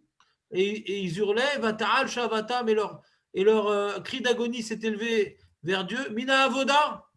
Pourquoi on parle d'avoda? Si elle massacre des enfants, pourquoi on parle d'avoda? On voit que leur cri et leur souffrance, c'est à cause de l'esclavage. À cause du travail. Donc on voit a priori que le massacre des enfants n'était plus d'actualité. Tu veux ou pas? Effectivement. Il y a Rachid là-dessus. Tu veux faire le Ramban ou tu veux faire Rashi, Jonathan? Non, mais le Rachid, ça explique bien aussi. Pourquoi ça a arrêté? Tu veux faire le Rashi ou tu veux faire le Ramban? Insiste. Là, on est en train d'essayer de comprendre le Ramban. Le Ramban, il dit que ça n'a pas duré cette zéra de massacrer les enfants. Ouais. Je me demande, mais à Marlo, où il voit ça dans le chat? Où il voit ça dans le chat? Alors déjà, il y a une question qu'on peut se poser. Ouais. Comment Bithia a pu cacher Moshe? Ouais. D'où il sort celui-là? D'où il sort ce gosse? C'est bizarre, non? Ouais. Il doit y avoir plein de servantes à elle, non? Sûrement que... Non, mais de quoi tu parles? Par On voit que Moshe, il était... Alors donc, tu dis d'après ce pshat-là, Moshe, il n'était pas promis à être roi d'Égypte. Je sais pas. Ouais. D'après ce pshat-là, il ne faut pas dire qu'il était promis à être roi d'Égypte. Que ce n'est pas le fils officiel de Bithia. Elle a caché, ouais, mais Stam, elle a fait passer pour le fils d'une servante. Ouais, peut-être. Il y a marqué ici.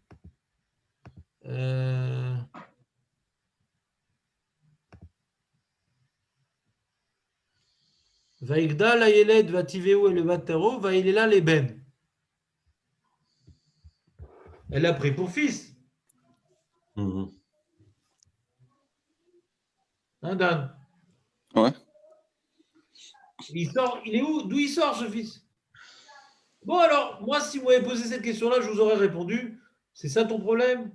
Donne-moi un peu d'argent et je te fais un film. Elle dit à son père, voilà, tu te rappelles ce général-là qui est mort en guerre? Eh ben, on s'aimait fortement et voilà le fruit de nos dérives. Et bon, en Égypte, hein, ça arrive, hein, en Égypte. C'est rare les enfants des deux parents, c'est rare. Qu'est-ce que tu dis, Youssef? Ouais, c'est pour ça qu'il a annulé la Xéra, alors, parce qu'il n'avait pas le choix. J'ai pas compris. C'est pour ça qu'il a annulé la Xéra de tuer les enfants, parce qu'il y a sa fille qui dit, voilà, j'ai un enfant, tu peux pas le tuer. Non, mais qui a dit qu'il était juif? Je suis en train de pas dire ça. Je Ouais, suis en train de pas dire ça. Je suis en train de pas dire. Elle a adopté un enfant. Elle a dit qu'elle a adopté un enfant. Elle a adopté? Elle a adopté un enfant. Où tu vois ça? Là. Non, je sais pas. C'est une imagination. Ouais, ou bien. Ouais, non, d'accord, c'est possible. C'est possible qu'elle a adopté un enfant ou qu'elle dise que c'est. Ouais, c'est peut-être plus facile de dire que c'est un enfant parce que dit je t'ai pas vu enceinte quand même.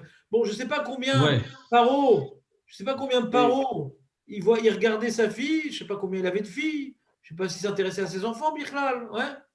C'est pas le papa, c'est pas Charline Gals avec la petite maison dans la prairie, etc. C'est Paro, il était dans sa cour avec son harem, son truc. Je sais pas combien il s'intéressait à sa fille, à ses filles, pour voir exactement ce qui se passait dans sa vie. Ouais. Mais en tout cas, hein, elle peut dire qu'elle l'a adopté. Mais bon, après, elle dit, mais d'où il sort et tout. Et nous, on a un midrash, ouais, que le petit enfant, il a pris la couronne de Paro. Vous connaissez cette histoire-là, ouais. Et il lui a fait l'abdicat de Corona. Ceux qui prennent la couronne, ceux qui prennent la Corona, il doit faire l'abdicat de Corona. Alors, il avait devant lui ou de l'or ou des braises, ouais, Et c'était Shlili. Parce qu'il n'a pas pris l'or, il a pris les braises. D'accord? Ça, c'est l'abdika de Corona, où il y a Tashlili. Et dans le Midrash, on ne voit pas qu'il a fait l'abdika hein, parce qu'il pensait qu'il était juif. Donc, a priori, dans le Midrash, on ne voit pas comme le Ramban, il ne savait pas qu'il était juif. Tout son problème, c'est que quand l'enfant il a pris la couronne, ces sorciers ils ont dit que c'est un mauvais signe, ça. Donc, on voit que d'après Chazal, il n'y avait pas un soupçon que c'était un juif. Donc, comment Bithia elle a fait pour le faire passer pour son fils, je ne sais pas. Mais la théorie du Ramban, qu'elle a demandé à son père d'arrêter la xéra parce qu'elle a trouvé un petit juif sympathique, c'est mamash me'anienne, mais on a du mal à vraiment comprendre. Et moi, j'ai du mal. C'est-à-dire le Yeor, c'était un dieu pour eux, c'était comme un don des dieux. C'est la reçue. C'est-à-dire comme Il faut ça. vraiment prendre Paro pour un abruti, pour croire que le Nil, il vient pondre des enfants. Alors, comme par hasard, ce jour-là, on a jeté plein d'enfants à l'eau. Le mec, tu vois, surprise, ce jour-là, il y a plein d'enfants qui ont été jetés à l'eau. Bitial ramasse un enfant, dit « Ah, le Nil a créé un enfant, Paro, te rends compte? C'est incroyable !» Il dit « Paro, c'est marrant, comment ça se fait que tu as trouvé un enfant dans le Nil ?» Vraiment, il est atteint d'Alzheimer, le mec, c'est-à-dire. Comment il peut avoir un enfant qui sort de lui alors qu'il a décrété qu'on jette des enfants dans le Nil? Ben non, forcément, le Nil a enfanté. C'est pas pour rien qu'elle choisit ce nom. Comment? C'est pas pour rien qu'elle choisit ce nom, Moshe. Non, c'est pas autre chose. C'est pas pour rien. Dire, elle aurait préféré le cacher. Nathan, c'est pas pour rien, mais c'est pour autre chose. C'est parce que c'est pas pour rien que tu vas dire n'importe quel pirouge pour expliquer cette question non plus. Alors, comment vous expliquez? Ah, ben, je ne suis pas obligé de t'expliquer ce que toi tu veux. Hein. C'est moi le rabbin, c'est moi Paro ici. Si tu continues, je vais t'envoyer à Ramsès et Pitom et tu vas arrêter de m'embêter avec des questions. Non, mais ça colle bien, ça colle bien. Ça colle très très mal. Ça colle très très mal ce que tu dis. C'est parce qu'il a arrêté la xéra. Comment? C'est pour ça qu'il a arrêté la xéra, ça colle bien. J'ai rien compris à ce que tu as dit. J'ai rien compris. Il pensait qu'il était né du Nil, et comme Moshe il est né du Nil, on arrête la xéra. Mais quel rapport? Je ne vois pas le rapport Birklal. Au contraire, on a donné à manger au Nil plein d'enfants. Et en remerciement, il m'a donné cet enfant-là. Alors, il faut encore en jeter d'autres, comme ça, il y aura des jumeaux. J'aurai plein d'enfants à la maison. C'est un cadeau du Nil par rapport à tout ce qu'il a donné à manger. Quel rapport? Je vois pas le rapport. Il a arrêté la xéra parce que le Nil m'a donné un enfant en cadeau. Excuse-moi, Jonathan. Ça va être très profond ce que tu dis. Mais on va s'y noyer, je pense. Tu m'en veux pas, j'espère. J'ai du mal avec la réponse du Ramban. Laquelle? Avec les réponses, c'est trois en fait. Parce que si la raison du Ramban, pourquoi Paro a tué tous les Juifs, c'est parce qu'il voulait tuer les Juifs de façon rusée. Et les trois raisons, ça ne marche pas en fait. Parce que la première raison, vous avez dit, parce que bon, la deuxième raison, parce qu'ils ont su que c'est lui qui tuait les Juifs. Ils allaient savoir. Vous allez savoir, bah, ils étaient bien partis quand même, parce que voilà, il y avait quand même des pogroms, tout le monde était à la cause de tuer les Juifs, donc pourquoi tout d'un coup annuler tout? Ouais. Si maintenant tout d'un coup le changement a changé, si la DA a changé, pourquoi tout annuler maintenant? Même, à cette question-là, je peux répondre, c'est une bonne question, mais je peux répondre qu'il y a une différence entre créer une atmosphère antisémite dans le pays, d'accord, que le roi ne vient pas punir. Il laisse la colère antisémite du peuple éclater, mais ce n'est pas le roi qui se salit les mains. Le roi, non, nous on ne s'occupe pas de ça. C'est comme, tu vois, dans un pays, par exemple, quand maintenant il y a un arabe qui tue une juive, le gouvernement, curieusement, ne fait rien, d'accord? Mais le gouvernement ne va pas envoyer des policiers pour frapper les juifs. On ne fait rien pour bloquer en France les arabes, dans les coups qu'ils donnent aux juifs, parce que les Français sont antisémites autant que les arabes, mais que le gouvernement vienne frapper des juifs, non, ça, si un policier frappe un juif, ça, on devra condamner. Mais qu'un arabe, il vienne torturer une femme qui la jette par la fenêtre, ça, non. Ça, c'est pas nous, c'est un arabe. Et puis bon, il n'était pas normal, il n'était pas ci, il n'était pas ça. Mais ce n'est pas la police qui fait ça. Ce n'est pas l'armée qui fait ça. Maintenant, ils ne voulaient pas qu'on sache que c'est une initiative gouvernementale. Mais bon, les gens, ils sont antisémites, qu'est-ce que tu veux qu'on fasse? On ne peut pas changer les gens. C'est de la mauvaise foi. C'est de la mauvaise foi. D'accord? Est-ce que maintenant, il n'y a pas des rois au milieu qui vont dire, mais qu'est-ce que tu fais? Tu tues des juifs, tu trucs, c'est quoi cette façon de faire? Moi, j'ai rien fait, moi. J'ai rien fait, moi. Mais qui pousse sa population à être antisémite, ouais, c'était ça son Itrachmout.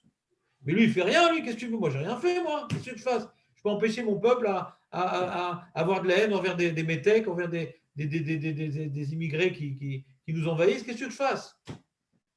Je vais tuer mon peuple? Je ne sais même pas qui les tue. Je ne sais pas. C'est des gens et des milices. Qu'est-ce qu'on fasse contre des milices? C'est la mauvaise foi. C'est la même chose entre la Russie, la Biélorussie là, et l'Ukraine. Hein. C'est la Russie. Tout le monde sait que c'est la Russie qui donne des armes, etc. aux milices. Mais nous, on n'en a rien fait. Qu'est-ce qu'on fasse? Tout le monde sait que ça vient d'eux. Mais si c'était l'armée russe qui rentrait là-bas, alors là, les pays auraient dû se mêler à cause d'actes de paix, de contrats. Mais là, tout le monde sait que ça vient de la Russie, mais on ne fait rien. Je ne sais pas officiel. Tu comprends, Youssef, ou pas? C'est vis-à-vis des autres peuples, en fait. Ouais, vis-à-vis des autres peuples, vis-à-vis de sa cour. On n'est pas à l'époque voir ce qui se passait, ouais.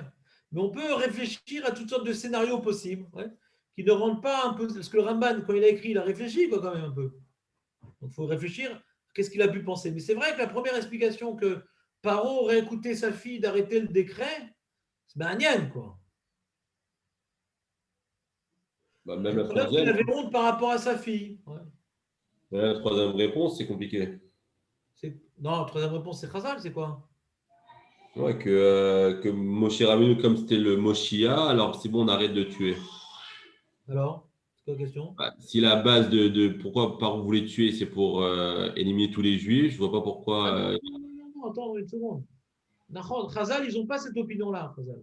Khazal, depuis le début, il nous explique qu'ils ont vu dans les étoiles que de ce peuple-là va sortir quelque chose de négatif pour le truc. Donc, eux ils ont une recherche dans les étoiles. C'est vrai que dans le Pshat, on voit ils sont trop nombreux les Juifs, ils sont ci, ils sont ça. Dans le Pshat, on a l'impression que c'est plutôt une politique de ne pas être submergé par les Juifs. Mais Khazal, ils ont adopté une autre, ils nous ont proposé une autre vision, que tout ça, c'était également de l'être Akmout. C'est pas qu'ils ont peur de trop nombreux de Juifs, quoi. Ils étaient plus nombreux que les Juifs. Bah, putain. Les Égyptiens étaient beaucoup plus nombreux que les Juifs. C'est des prétextes pour faire passer ça à ses conseillers, à ces trucs. Mais en vérité, c'est les sorciers qui sont à l'origine de tout ça, qui ont vu dans les étoiles qu'il y a un danger qui va provenir a priori de ce peuple-là, mais on n'est pas sûr. Comme on n'est pas sûr, alors le jour où il devait, le jour important, le jour J, alors on a jeté, les Khazal, ils ont jeté même les Égyptiens, parce qu'on n'était pas sûr. Après, ça vient de là-bas, mais on n'est pas sûr. Mais c'est vrai que dans le Pshat, ça n'a rien à voir. Quoi. Dans le Pshat, on ne voit pas tout ça. Dans le Pshat, on voit Stam. C'est une politique de détruire ce peuple qui a l'air d'être dangereux. C'est tout. Donc là, le Ramban, après avoir fait son explication à plus Pshat, il a ramené Khazal. Ouais. Mais tu as raison que si le problème, c'était de se débarrasser des Juifs parce qu'ils représentaient un danger, qu'est-ce qu'on s'en fout que dans les étoiles, on dit que le Moshe a été jeté à l'eau? Ou bien tu peux dire, tu peux expliquer en respectant le Pshat, disant comme ça, qu'après qu'on a vu que le Moshe a été jeté à l'eau, les Juifs ne représentent plus un danger. Pourquoi ils voulaient détruire les Juifs? Parce qu'ils sont nombreux. Mais ils sont nombreux, mais à leur tête, il viendra quelqu'un qui va les gouverner, qui va les diriger. Maintenant que celui qui devait les diriger, ouais, qui est peut-être juif ou qui est peut-être égyptien, je ne sais pas, ouais, maintenant qu'il a été jeté à l'eau, les Juifs ne représentent plus de menace. On va quand même les laisser, on va quand même les écraser par le travail. On garde quand même, regarde, excuse-moi, je pense que j'ai une réponse encore meilleure que ce que je viens de te dire. On voit au début, quand il a dit sur trop nombreux, on voit qu'est-ce qu'il a été gozer sur eux, la avoda, l'esclavage. Il y a deux projets. Il y a écraser les Juifs par l'esclavage et après tuer leur Moshia. Alors tuer leur Moshia, tuer le sauveur de ces Juifs-là, alors ça a été par Itrakmout. Mais après on continue à l'esclavage pour écraser la force des Juifs. Mais il y avait deux projets. Il y avait écraser les Juifs sous le travail Pas les massacrer. Écraser leurs forces. Ouais. Et après, toute la politique de tuer les enfants, c'était uniquement pour le Moshiach. Faut pas qu'ils prennent espoir. Qu'ils ne soient pas organisés et qu'ils ne soient pas. Attends une seconde, dans les psukim, je vérifie si ça peut rentrer une seconde. Il y a marqué.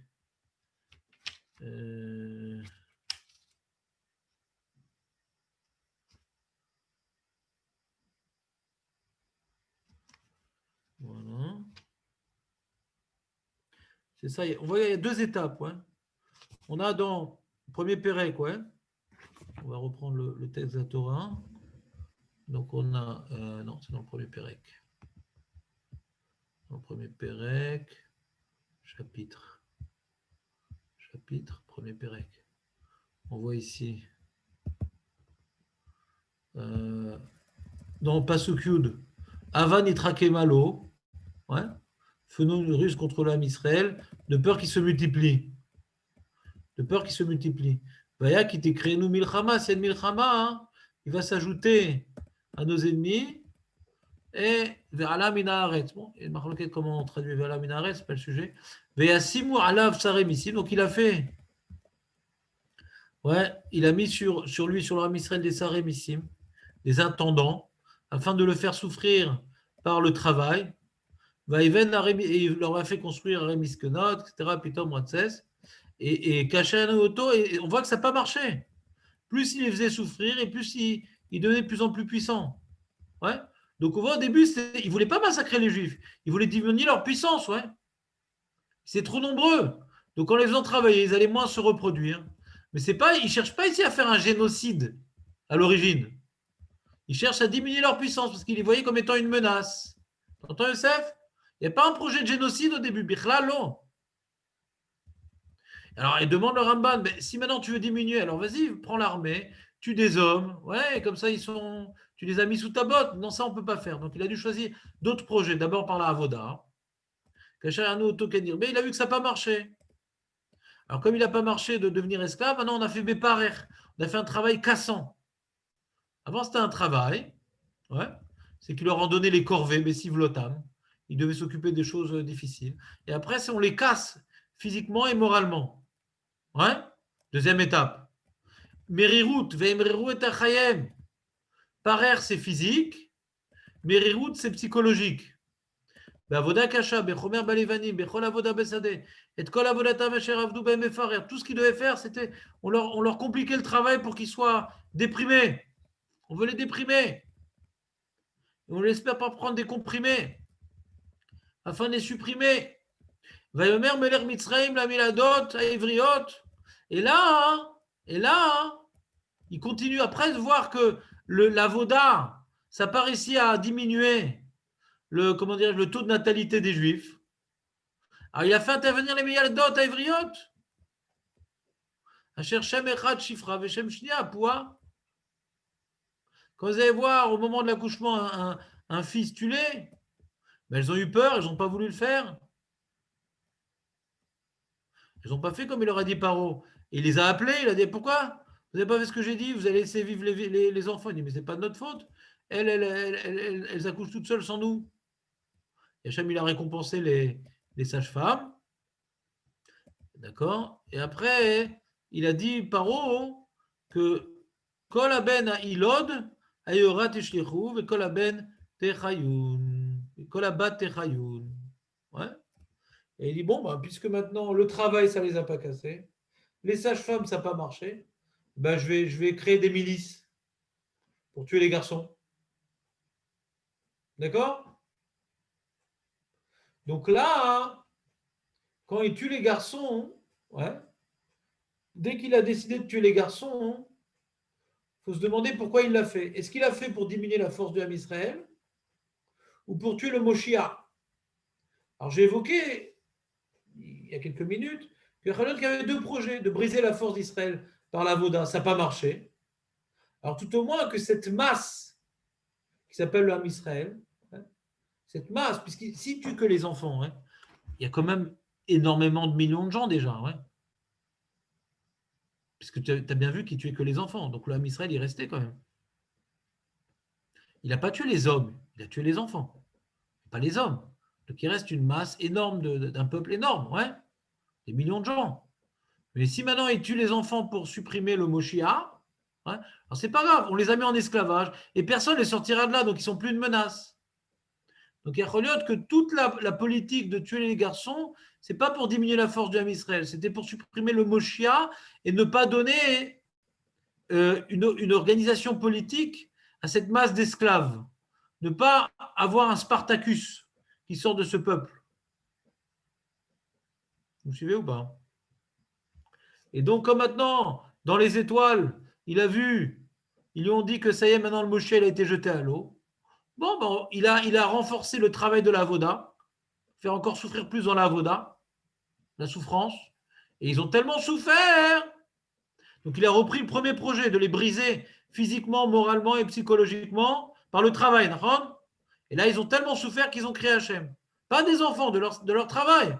Donc, il est revenu au premier projet, puisque maintenant le Moshiach, il a été jeté à l'eau. Reprenons le premier projet. Tu comprends ou pas?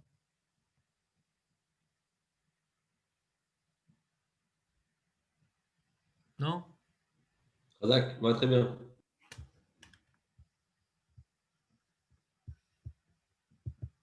On a fait des heures sup, hein? Tu te rends compte? Qu'est-ce qu'on retient de tout ça? Qu'est-ce qu'on retient de tout ça? Donc, la Torah nous développe de manière assez concise le projet de Paro. Le Ramban organise les versets et les rend un peu plus concrets. Ouais, il vient remplir les manques des versets volontaires. On arrive à une idée que on voit un peu malheureusement une histoire en Égypte que le Ham Israël devra revivre à de nombreuses reprises dans ses pérégrinations en diaspora. Ouais. Que ça va par étapes. Ça va par étapes. La solution finale, ouais, c'est que les goïms ont peur de nous. Le Rav Hirsch, il demande pourquoi les Égyptiens ils ont peur, ils disent ils sont très nombreux, ils sont plus nombreux que nous.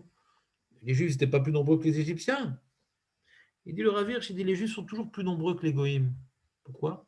Parce que les goïms, ils sont individualistes. Donc ils sont toujours un, les goïms. Ils ne sont pas 10, ils ne sont pas 100, ils ne sont pas 1 million, ils sont toujours un. Alors que les Juifs, comme c'est une famille, ouais, en tant que famille, en tant que fraternité, en tant que groupe homogène, fraternel, solidaire et complémentaire, ils sont beaucoup plus nombreux que les goïms. C'est pour ça que les goïms, ils se sentent envahis par les Juifs. Ils se sentent envahis par les Juifs parce qu'ils savent qu'il y a des Japonais, il y a des Allemands, il y a des Français, des trucs. Et dans les Français, il y a des personnes, ils viennent s'associer. Mais l'union qui existe, la fraternité qui existe entre les Juifs, on est le plus gros groupe humain au monde. Il n'y a aucun groupe humain aussi important que nous. Vous comprenez ce que je veux dire ou pas? Les Havdil et les Havdalot, il y a un peu le même problème, tu vois, avec certains, pas beaucoup, mais certains Chilonim qui ont très peur des Haredim, parce que les Haredim, ils ont une certaine, comment dirais-je, fraternité, une entraide, ouais, et donc c'est une force politique, alors que les Chilonim, eux, ils n'ont pas de force politique.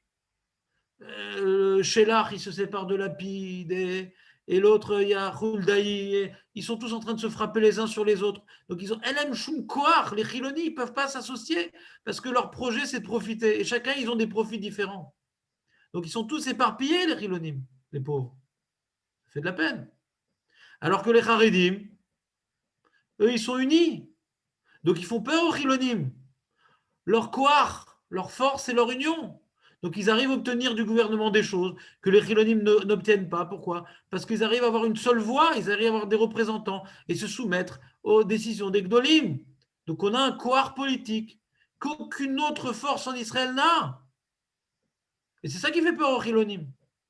Les Havdil et les Havdalot avec les Égyptiens et les Goïms. Mais les Havdil, les Goïms aussi, ils ont peur des Juifs parce qu'ils savent qu'on est solidaires, on est fraternels. Eux, ils ne le sont pas. Donc, on est la plus grande force mondiale, les Juifs, qui n'existe dans aucun peuple.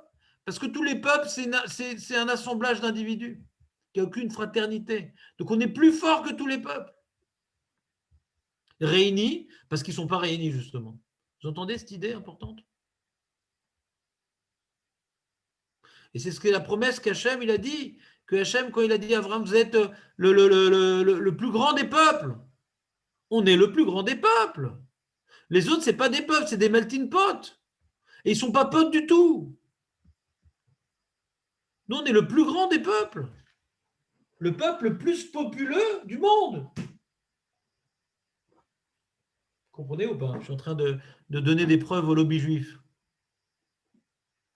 Le lobby juif n'est pas que dans les hôtels juifs. Il y a un vrai lobby juif que les goïms n'ont pas. Pourquoi? Parce qu'ils ne sont pas unis. Donc cette union de Am Israël, elle existe, religieux ou pas religieux. Et dans le monde religieux, il y a une union encore plus grande.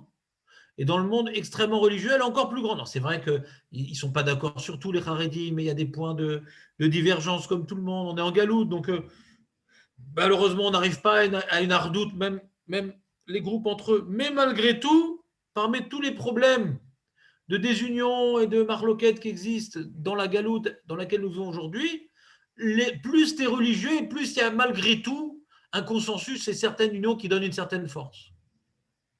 Et ça fait peur à ceux qui n'ont pas cette force-là. Donc les Chilonim se sentent envahis.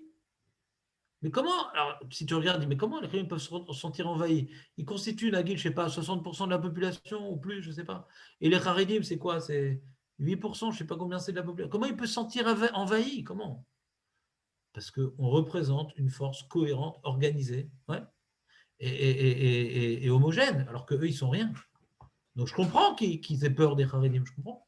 Je comprends très bien.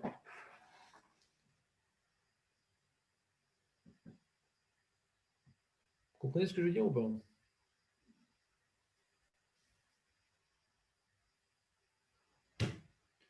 Qu'est-ce qu'on a retenu comme message moral aujourd'hui?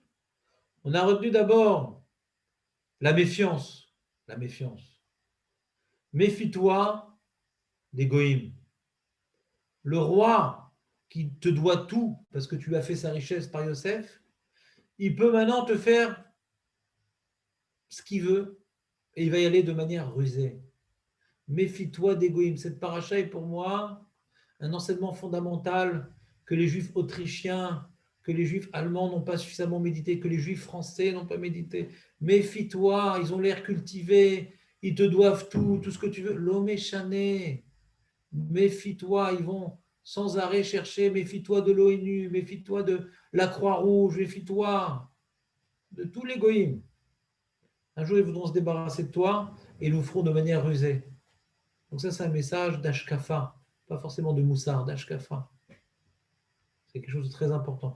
Et on a vu également un message, quelque part, de Moussard par rapport à la Géoula, que doit être Merkava la Shrina. Si on veut maintenant amener la Géoula, il faut nous-mêmes être des porteurs, des supports de Géoula, en accomplissant la halakha, en accomplissant la volonté divine, dans le Shalom Baïd, dans l'éducation des enfants, dans les yeux, dans tous nos actes, dans toutes nos pensées.